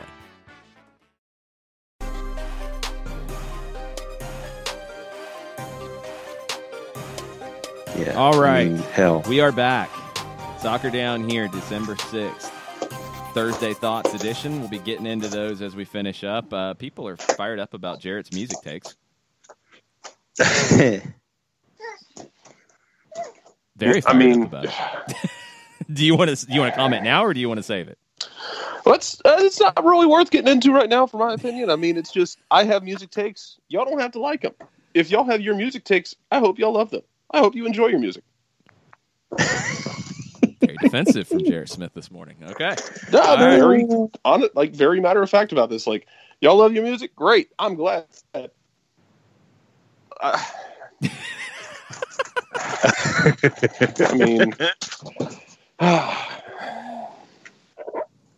Jarrett is flummoxed. Exasperated would be the word. Exasperated. There you go. Even better. There we go. Oh, he's gone from flummoxed to exasperated? All right. Let's get into cricket. That too. Let's get into midfields, because they are going to be very important in the MLS Cup final on Saturday. I don't think, and I think Felipe nailed it when we talked to him in hour number one, I don't see this as a game like the Red Bull series, where the midfield in a lot of ways decided it, because it was about winning that second ball and moving pieces around to make sure you had numbers there to win the second ball. I don't think the midfield is influential in that way here. I think the midfield is influential in which one can be the most multifaceted in terms of supporting their back line and supporting their attack, because both teams need that extra layer of support. And let's start with Portland. Diego Chara. You know, I mean, this is a guy that we have talked about quite a bit all season long. One of the most important players in the league to his team. In regular season and postseason play, with Diego Chara in the lineup, Portland has won 60 matches. They've lost 34. They've drawn 28. Without Diego Chara in the lineup, during his time in Portland, they have won twice. They've lost 14 times. They drew 10. 2 wins without him in 26 matches. I don't know how else to tell you. This guy's this guy's vital. He is mostly important in protecting the back line, but as we saw at the end of the match in Kansas City, it was Chara jumping out with the ball at his foot to launch the attack that sealed it and the third goal for Valeri. It was Chara who started that. He's a very dynamic player. And in the postseason, we've seen the combination of Chara and David Guzman from Costa Rica pair up and be very effective. And I think those two have allowed Giovanni Savarese to go from the 4-3-2-1 to the 4-2-3-1 and get one more player forward, and it's been Andy Polo. We'll talk about that side of it in a second. But, Jarrett, Chara, Guzman, you talk about the Holding Midfielders Appreciation Society. These are two guys who are high up on that list, and I think they've allowed Portland to find this way of playing in the postseason that they didn't have earlier this year. Yeah, I mean, here's the thing for me is I remember vividly talking to Tata Martino early in the season about, what Nagbe's going to do in this system because, he's taken that role that Carlos Carmona had. We knew it wasn't going to be identical, and I asked him, Nagbe's not really been a guy known for his defensive work, and now we know that Nagbe can play defense, and Tata's argument to the contrary was, well, look, in Portland, look at the guys he had behind him as 2 6s. So he didn't have to do anything.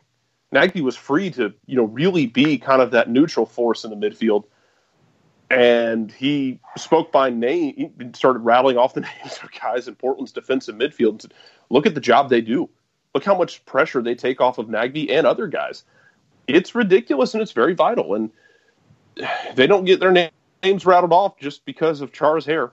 It's because they're the best in the league. They're really fun. As much as we enjoy watching Eric Remedi and Jeff Lorenowitz, I mean, Portland's in that situation where I think they can confidently put their defensive midfield up against anyone in this league and feel like that if you wanted to play matchup and play which is better, they're going to feel really confident going into that argument.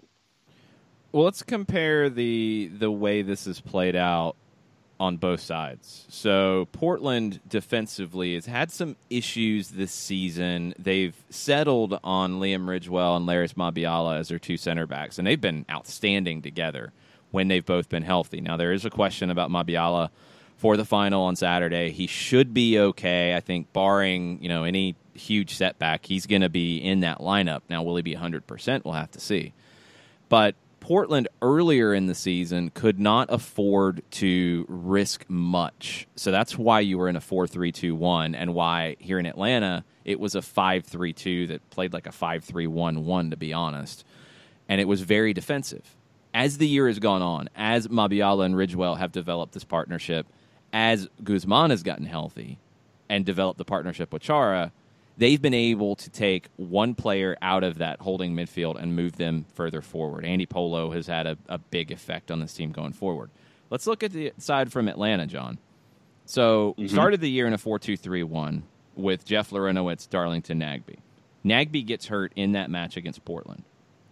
Eric Remedi was already on his way. He goes straight into the lineup, and it's, for a while, Lorenowitz-Remedi. More defensive, but that was who you had at the time because of Nagbe's injury. Now with Nagbe back, you've been able to move Jeff Lorenowitz around because of Eric Remedi's emergence as a key player for Atlanta, and you can go Remedi-Nagbe if you're in a similar shape to Portland, if you're in a 4-3-2-1, and it's not quite as defensively minded as Portland because you have a stronger back line that you really trust. And in the 3-5-2, it's a different conversation. But I don't think any of this is possible for Atlanta. All of the evolutions of the way they've played, I don't think any of it's possible without the acquisition of Eric Remedi in midseason. Agreed, completely, totally, 100% underlined, exclamate, like 38 exclamation points. And we've seen what Remedi has been able to do defensively, and then for me, I will maintain that Darlington Nagbe is my equivalent of the Outland Trophy winner for offensive linemen. All those little things that he does And it's just whether it's possession, whether it's coming back on defense, whether it's getting into the play. All of these things that we think of as little things, Darlington Nagbe has flourished in, because in Portland, a lot of folks were looking at him as the guy. In Atlanta, he doesn't have to be the guy. And he's able to create and contribute in a bunch of different ways. And with a healthy Nagbe and an Eric Remedi who's in there, and the fact that Eric Remedi is now even a goal scorer, that you can put that on his resume now off of set pieces. You've seen how Remedi instantly stepped in and has integrated well, and I've been looking at formations and trying to figure out how these two teams are going to ease into the games and things like that. But I think that as you look at things in the center, and that was why I wanted to ask Felipe the question in hour number 1, knowing we were going to tackle this in hour number 2, seeing Remedi as one of those guys in the midfield ever since he stepped on the pitch for the first time and see how he's instantly integrated, to me, it's been huge the entire run. Yeah, it has. I'll quibble with two things. Eric Remedi is definitely not a goal scorer. He scored a goal. I know. He is not a goal scorer. He's better going forward than he gets credit for. Still the first goal scorer in Atlanta United playoff history. Oh, absolutely. Yep. But he is a player who scored a goal as opposed to a goal scorer. They are very different. Sorry, my air quotes didn't translate to radio. It's all good. He's a Chicharito level poacher, sir. Man. The 80s music takes have gotten to your head. The other side is, I think people wanted Darlington Nagbe to be the man in Portland. He wasn't. And I think Caleb Porter was completely comfortable with what Darlington Nagbe gave you in Portland. There was no disappointment inside that team about what Darlington Nagbe did in that team. I think it was a lot of perception that fans and people who see his talent want him to be something he's not. Darlington Nagbe is not a second forward. Darlington Nagbe is not a number 10. He is not a winger to get up and down the line and put in crosses. He is an incredibly skilled soccer player who can play a variety of roles. But in this system, where he is tasked with leading the transition from defense to the attack and keeping possession, perfect fit for him. And he's asked to do what he does well. And I think that was the case in Portland. And I don't want this to be a slam on Caleb Porter or the Portland front office and that they were disappointed with him. I don't think that was the case at all. I think the trade was a good trade all the way around. And it was the right move to make at the time for everybody concerned. But if you think Darlington Nagbe was a failure in Portland, you weren't paying attention. And he's not been, like a completely different player in Atlanta. He's in a system that just suits him. And he is in a role that absolutely suits him. Is perfect for him to a T. He's critical here.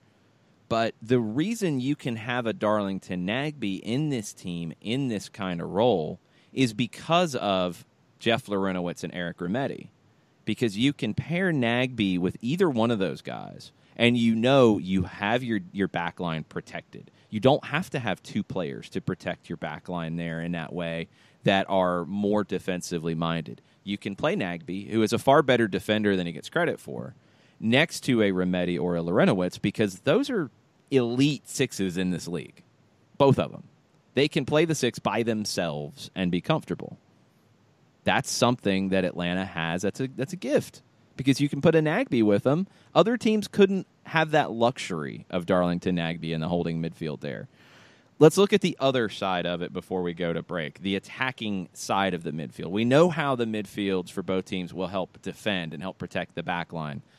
How they help the team get forward. We've talked about it with Nagbe. Julian Gressel plays a key role here. He, again, in the 5-3-2, 3-5-2, has been far better defensively than I think he gets credit for. I thought his defensive work in the second leg against Red Bulls was outstanding. But in that 3-5-2, Gressel is another one who is tasked with the transition from defending to attacking, and it's important. My question on the Atlanta side, Jarrett, is does Tata Martino bring Miguel Almiron back into the midfield here, knowing that Atlanta will have more possession than they've had on a whole in any postseason game this season. Will they bring Almiron back into the midfield where he played most of the season and move him out of that forward role with Joseph Martinez? That's one of the big questions tactically and formation-wise for Tata Martino that I have. Yeah, because it's a good question, because this is going to be a different animal than you've faced for the last 4 games, really. And, I mean, especially the last 2 games, despite what you thought was going to happen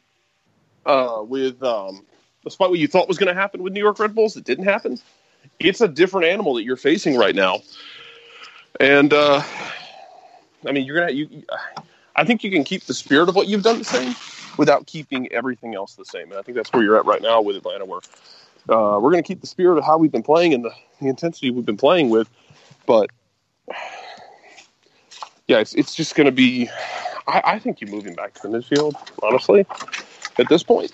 But I'm not 100% sold either way. Like, I'm not gonna die on this hill one way or another, I guess.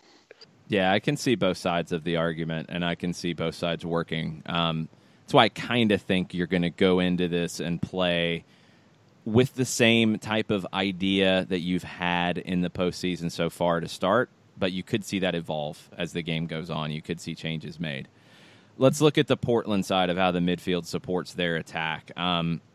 Diego Valeri, we know what he brings to the table. Sebastian Blanco, Andy Polo as your flanking attacking midfielders here. Look, this line of 3, John, like Polo can move inside. He's played centrally before. Valeri can drift out wide, as we see number 10s, from Argentina do so well. I mean, Maxi Morales is a prime example. If he's not finding the ball centrally, he's going to drift out wide and find the space. Sebastian Blanco can do the same. He can drift inside. He can drift outside. Your wingers can cut inside where you overload the middle. 2 of them can drift out and overload one side. This is a Portland team that's supporting, Jeremy Abobasi. You've got 3 different guys who can function as forwards, who can function as attacking midfielders, who can function as playmakers. And we've seen Blanco in the game here in June. We've seen Andy Polo at different points this season even function as deeper lying, 8s and be more involved in the defensive side of the midfield. It's a very versatile, dangerous midfield for Portland. And for me, that's why I've been trying to figure out back and forth how I would picture Atlanta chasing after that, because the man-marked matchups, if you want to think of it that way, it's like, okay, who's going to be shadowing those 3 individuals, and how does that impact your formation in the middle of it all? And this is where, for me, I've been looking at the idea of how do you ease yourself into the match. And that was why I was thinking for Portland, it would be something along the lines of that 5-3-2, and then easing into the 4-3-2-1 after that. And then for Atlanta, going with what's brung you to this particular point, the 3-5-2, 5-3-2, and then figuring it out from there. And that's why I think the chess match in the midfield, for those of us who are going to be watching and calling, it's going to be a great Kasparov, Karpov kind of a thing. But for those on the field, I think it'll be that for me is the chess match that I want to see, is where it rolls out. Can't wait to see these lineups when they come out, because I just have a feeling that at least one of Tata Martino or Giovanni Savarese is going to pull a wild card out of the deck and surprise us, whether it's a change in shape, whether it's a change in starting lineup. There will be a surprise coming into this in a final. You almost, you have to consider it just to unbalance your opposition when that lineup sheet comes out and give them something to seriously think about for that hour before kickoff. Wouldn't surprise me if it's either Tata or Savarese or both who pull a wild card out and pull a surprise out in the starting lineup. That'll be an hour before kick, around 7 o'clock. Kickoff will be 8:08. We'll talk about the defenses tomorrow on our final pre-MLS Cup show. For those of you heading down on Saturday, weather permitting, we will be in the Gulch with the faction doing the tailgate show presented by Apolinski and Associates at 1:30. We'll have some crossover with Unrelegated with Jay and Kelly, and then they'll take over and entertain you guys for the next hour. 92.9 The Game will also be down in the Gulch. And for those of you who are still trying to find a way into the building, don't forget we have our raffle for tickets, club seats, two tickets from Andrew Baker, who could not be with us, unfortunately. We were hoping to see Andrew in Atlanta for the Cup. We're not going to get that opportunity. We'll hope to see Andrew next year at some point. But Andrew donated these tickets. We are raffling them off and donating the proceeds to Soccer in the Streets and Metro Atlanta programs to benefit at-risk youth. So you can buy those raffle tickets. We will share the tweet again. It's at the Faction's website. Thanks to the Faction for helping organize this. And we will pull a raffle winner tomorrow morning in the first hour of the show. So buy your raffle tickets. See if you're lucky. See if you can win tickets if you want to go sit in the club section, if you want to give them to a friend and share this with somebody. Whatever you want to do with the tickets, if you win them, it's yours. These are not cheap tickets. So $25 raffle ticket is a pretty sweet deal, and the proceeds go to a great organization. So, and you don't even have to discuss 80s music with me. You don't. You won't be sitting with Jarrett, so you don't have to talk about Stryper or Dexy's Midnight Runners or Def Leppard or anybody else, New Order, or whoever else you want to throw at Jarrett. You don't have to talk to him about it. You can listen to 80s Disintegration was the best album ever. Yes, it was. It was barely in the 80s. Almost missed it, but it caught in just at the end. All right. We're going to take a break. We're going to finish up with Thursday Thoughts after this. Stay with us. We'll be right back. The average time a resume spends on an HR manager's desk is 7 seconds, and most of them are tossed aside. Now imagine if one of those resumes belonged to Yasmin, who was living in a shelter, juggling 3 jobs. I had to be resilient. That's something that you can't teach. We rely so much on a resume, yet it could never tell the full story of someone who had to be independent and take initiative. And that's how I handle every project I get. Discover new ways to develop great talent at gradsoflife.org. Brought to you by Grads of Life and the Ad Council. We know that every driver is different, and a one-size policy does not fit all. That's why Country Financial offers a variety of discounts, so you get the coverage you need and the savings you deserve. From good driver to good student, multi-policy to multi-car, we've got a discount to suit every driver. Call Jason Wright at 678-568-6871 today to see what you could save. On Facebook at Jason Wright Agency or by phone at 678-568-6871. Discounts vary by state. Policies issued by Country Mutual Insurance Company, Country Preferred Insurance Company, or Country Casualty Insurance Company, Bloomington, Illinois. Hey, hon, what you doing with your phone? Taking pictures? No, I'm asking it questions. Like what? Hey, Bobo, do flowers have best friends? I'm sorry. I'm afraid I don't know that. Hey, follow me. I want to show you something. Look, flowers do have best friends. Whoa. Some answers can only be found in nature. Discover the unsearchable. Visit discovertheforest.org to find a trail near you. Brought to you by the United States Forest Service and the Ad Council. Soccer Down Here is sponsored by Apolinski & Associates, LLC, personal injury lawyers with over 30 years of experience. Call Steve Apolinski at 518-350-4231 or email him at steve@aa-legal.com if you need help with a wrongful death or serious injury matter. Steve Apolinski is rated one of the top 100 trial attorneys in Georgia, recognized as legal elite by Georgia Trend magazine for being one of the most effective lawyers in Georgia. Welcome back. Final segment, Thursday Thoughts, December 6th edition, as we get closer and closer to MLS Cup. Jason Longshore, John Nelson, Jarrett Smith with you. Let's hear your Thursday thoughts, if they're about 80s music or lawsuits or ticket exchanges or whatever you want to get into. We're here. What do we have, John? All right. Host of Soccer over there, Nick Alifi, is now creating a friendship ended meme for Jarrett. 80s music rules. Yep. I think I'm still on the friendship meme. I think I'm good right now, but I'm sure I'll say something here shortly that'll anger Nick, and then I'll be X'd out.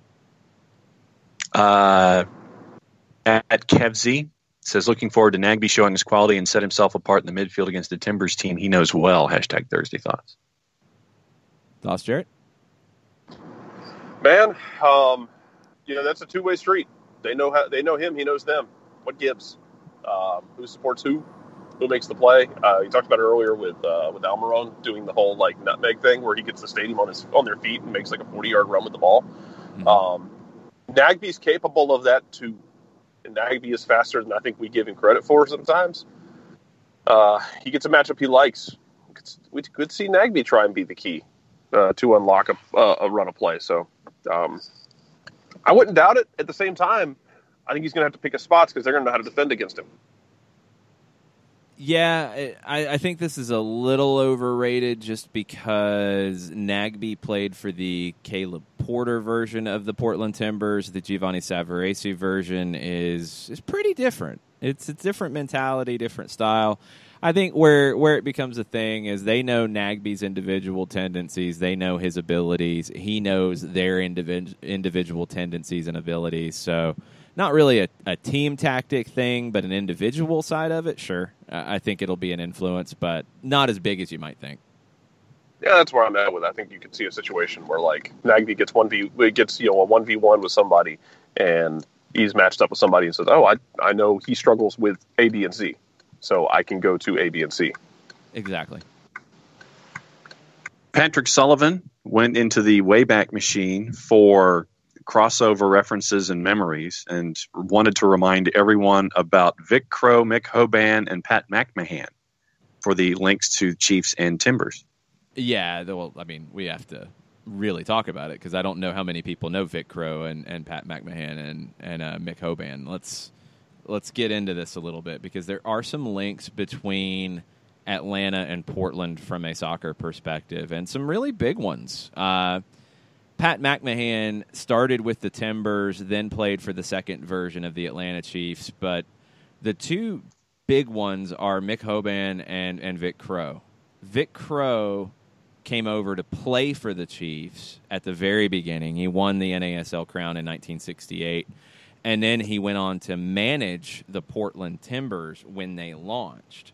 And the big thing here is that Crow is the only person that I know of who has won a soccer championship in Atlanta in 1968 and won one in Portland in their first year in 1975 in the NASL. That's a pretty crazy link. Or no, they lost Soccer Bowl. They won the Western Division. Sorry about that. So they made it to a final in 75. They didn't win it. He won the NASL championship in 68. Vic Crow is a big link, and Mick Hoban is another one. Hoban came a little bit later in the early version of the Chiefs, and he played for the Apollos in 73.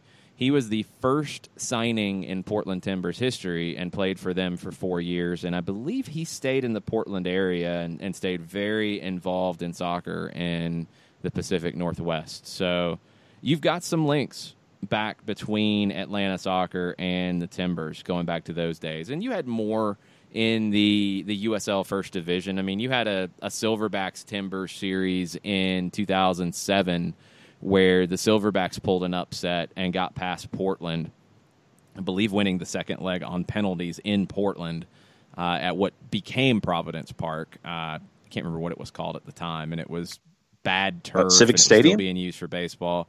No, it had a sponsor on it. It was after that. This was 2007.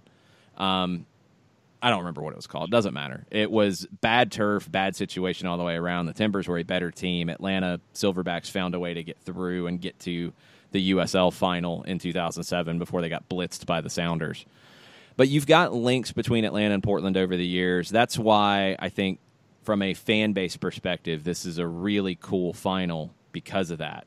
And I think it'll be a great atmosphere. No, it's not going to be 5,000 Timbers fans in Atlanta on Saturday night, and it shouldn't be. This is Atlanta's home match.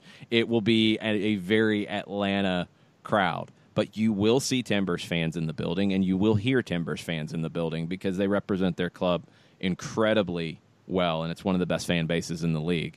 And guys like Mick Hoban, Vic Crow, Pat McMahon had a big hand in creating that Timbers culture. PGE Park. Like I said, it doesn't matter. It's PGE. I don't even know what PGE is. Pacific Gas and Electric. Good for them. They should have replaced the turf a long time ago. It was awful. Yes. Also on the board, Shiva is at work this morning, so I have to listen later, but wanted to put in my Thursday thought. I've heard some say Sporting would have been a better matchup for us due to their style of play. Some say Portland is the best we could get out of the West. What do you think?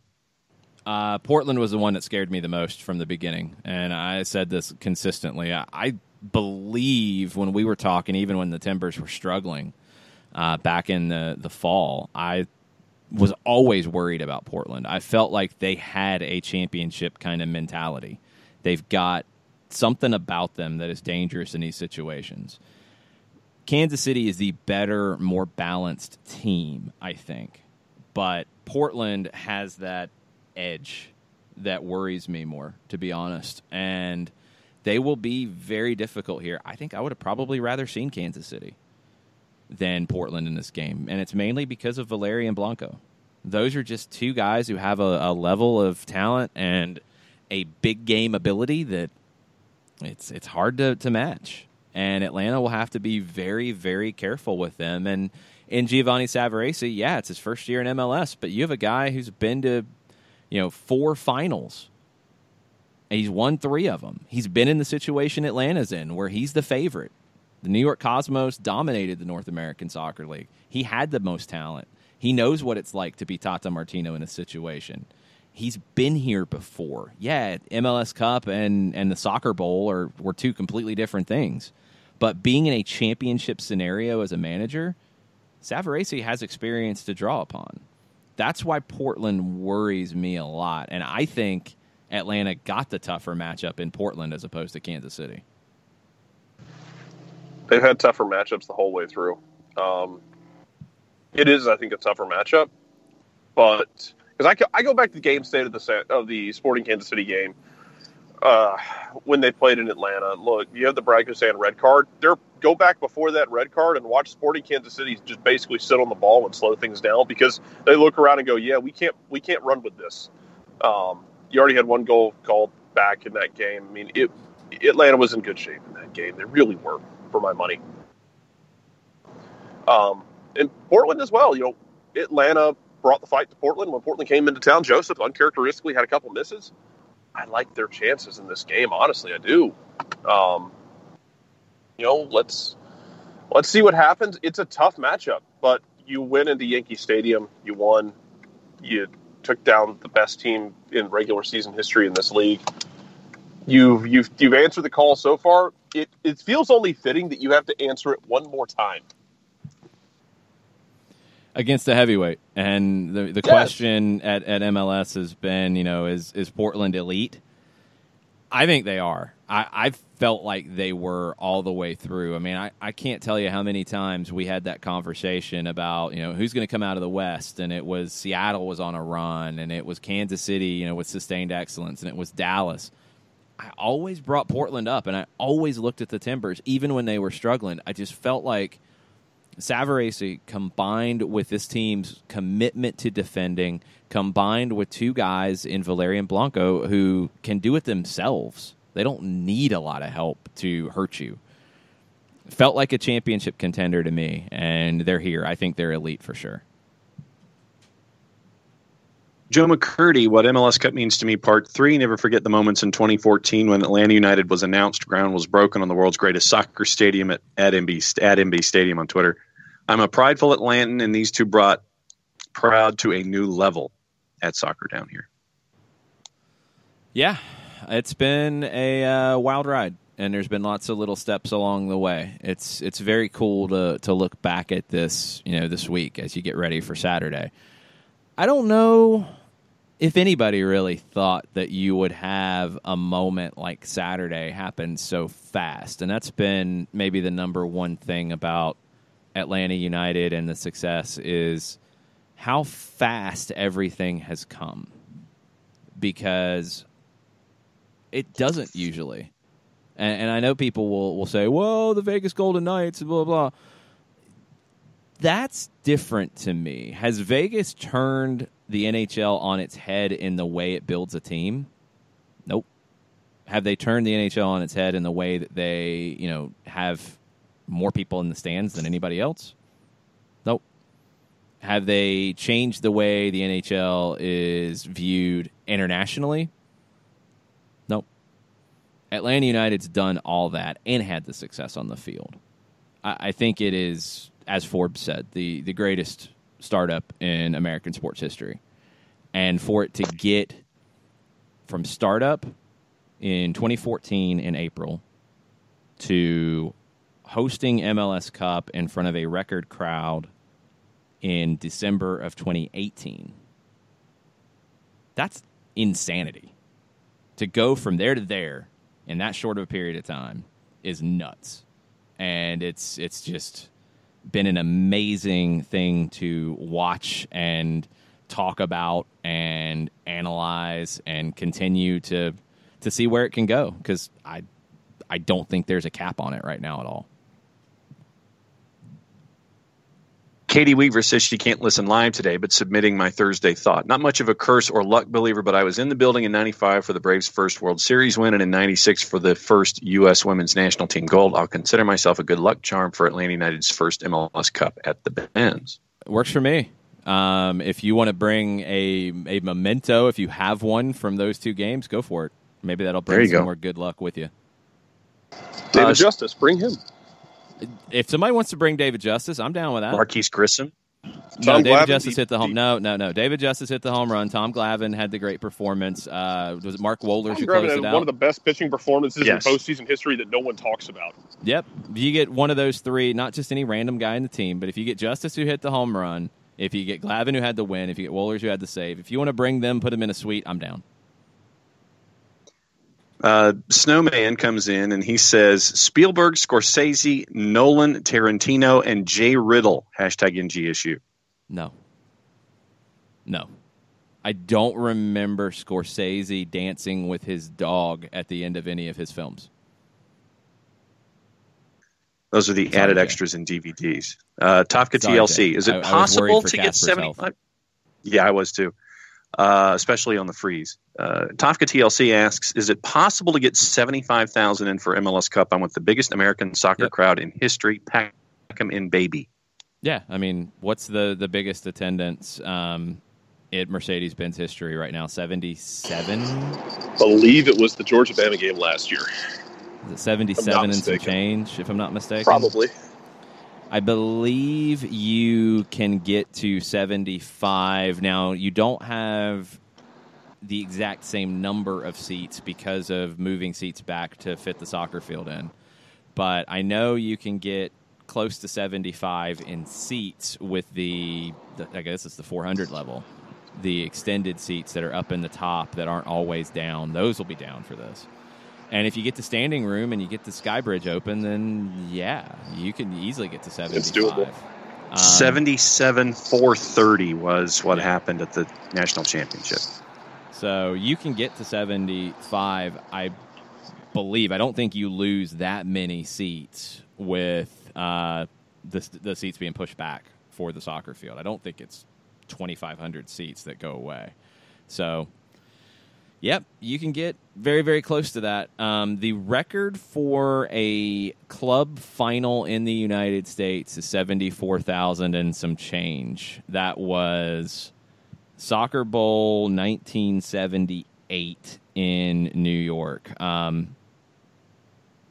You can get to that, and you can break that record. I think that's something that would be on the list of things to break when you look at history here. FC Waffle asks, is it me or does it feel like the team's really loose, Jarrett? The media that I'm seeing today and yesterday shows the players just very relaxed and ready to take care of business. Jarrett might be going to see that firsthand. Yep. Yeah, I actually just got to the training ground, so sorry. See, there you getting go. Settled in.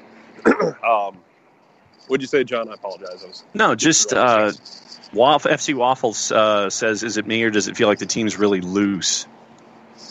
Yeah, not too. There's a fine line for that for me because you're finding that balance between being loose and being focused. They were loose before New York Red Bulls return leg, if I'm not mistaken. I thought they were pretty loose there, but they were focused. They knew they had a job to do, and it's you can see it in the 90 minutes. They played up there where they just basically said, nope, you're not gonna do anything.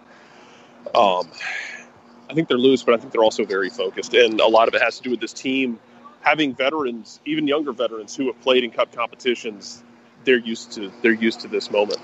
And it's a little different. Ezequiel Barco talked yesterday about he thinks he prefers a one leg final as opposed to 2 legs, but they're used to this moment. They're used to the build up to it.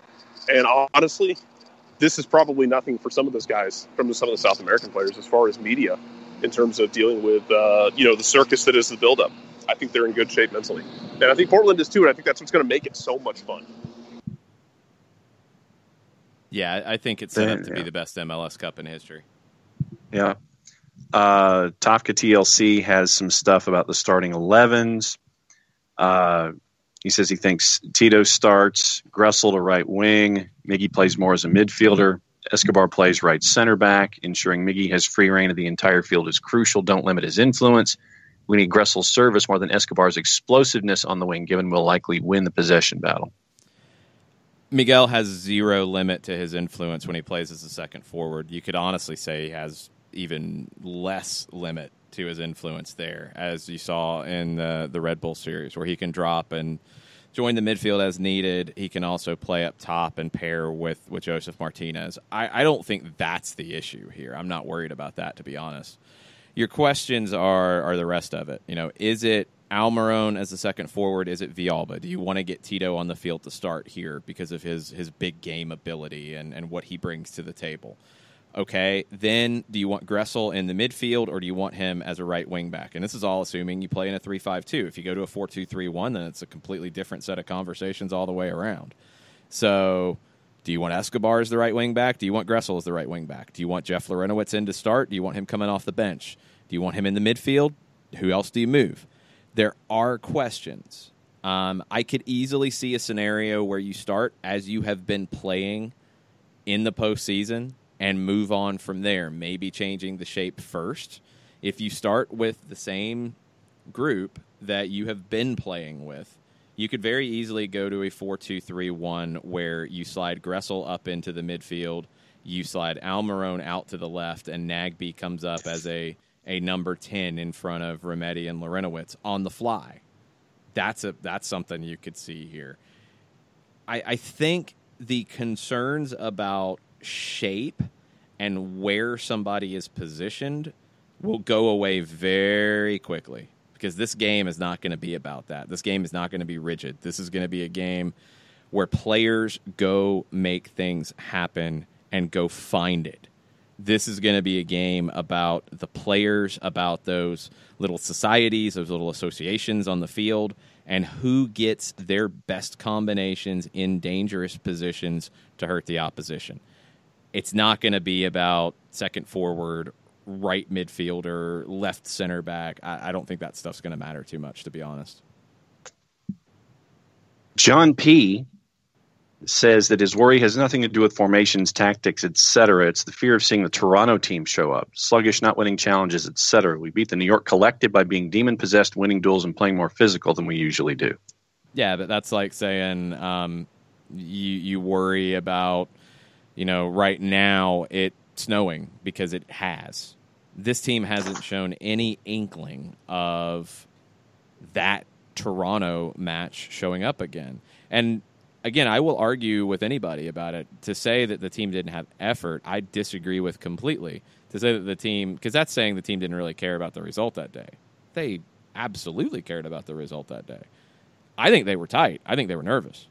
I think that was it. I think it was the pressure of knowing that at the end of that game, if you do what you came there to do and you win, you're lifting a trophy at the end. You hadn't been in that situation before, ever. You had never been in a match where there's a trophy that will be presented at the end of it. Absolutely messed with the team in that day. You did not see that in the second leg against New York, where you were in that scenario, where if you take care of business, you will be lifting a trophy at the end, and you saw a team do that and celebrate it and enjoy it. I don't think there's any concern about this team coming out tight or flat or scared or nervous in this final at home in this situation. I think you can't think about it that Toronto happens here. It's not the same scenario. It's not the same place. It's not the same crowd. It's not the same team that we saw that day. This is a team that's been more battle-tested in those playoff series with the New York teams. The Colonel comes in, says he tends to be Atlanta United-centric, but I'm finding that the number of people who don't know or care about MLS Cup exceeds the number of 17s. # Thursday Thoughts. Depends on who you're talking to. If you want to go find people who don't know it, sure, you can. Just like you could go find people who didn't know much about the Braves being in the playoffs either. It happens. Again, this is special, and this is bigger than it's ever been, and this is bigger than it would be anywhere else in the country. If you want to nitpick and find something to be frustrated about, sure, you can. But I just feel like you're trying too hard to find something there. Are there people out there who don't know about it? Sure, there are. Are there more people out there who don't know about MLS Cup than wouldn't know if the Falcons were in the Super Bowl? Yeah, absolutely. Absolutely, because this is a football town. But there were people out there who didn't know the Braves were in the postseason. I know that for a fact. There were people out there when the Hawks were in the Eastern Conference Finals who had no idea about it. Know that for a fact. So are there people out there who don't know about this? Yep, there are. That doesn't mean it's not the biggest thing that we've ever seen in soccer in Atlanta. It doesn't mean it's not the biggest MLS Cup that we will ever see in league history, and it doesn't mean that it's not a game changer for American soccer. So you can't let negative aspects control the entire narrative for you. Nothing's going to be perfect. Nothing's going to be the way we would all love to see it, where this is all that is talked about in the city. It's not going to be Buenos Aires for Copa Libertadores. And there's good things about that too. So don't get hung up on the negative side, folks. You know, this is a special moment for Atlanta and a special moment for this league, this team, this club. Don't let this chatter, don't let these distractions bother you right now. Two last things before we are officially caught up. Tafka TLC says that it's like the ending of Moneyball. We've changed the game in America. And 100%. Yep. Yeah. Then the Soccer for Good OG is asking for advice. Uh-oh. Having a dilemma, need advice. Have one extra ticket for MLS Cup.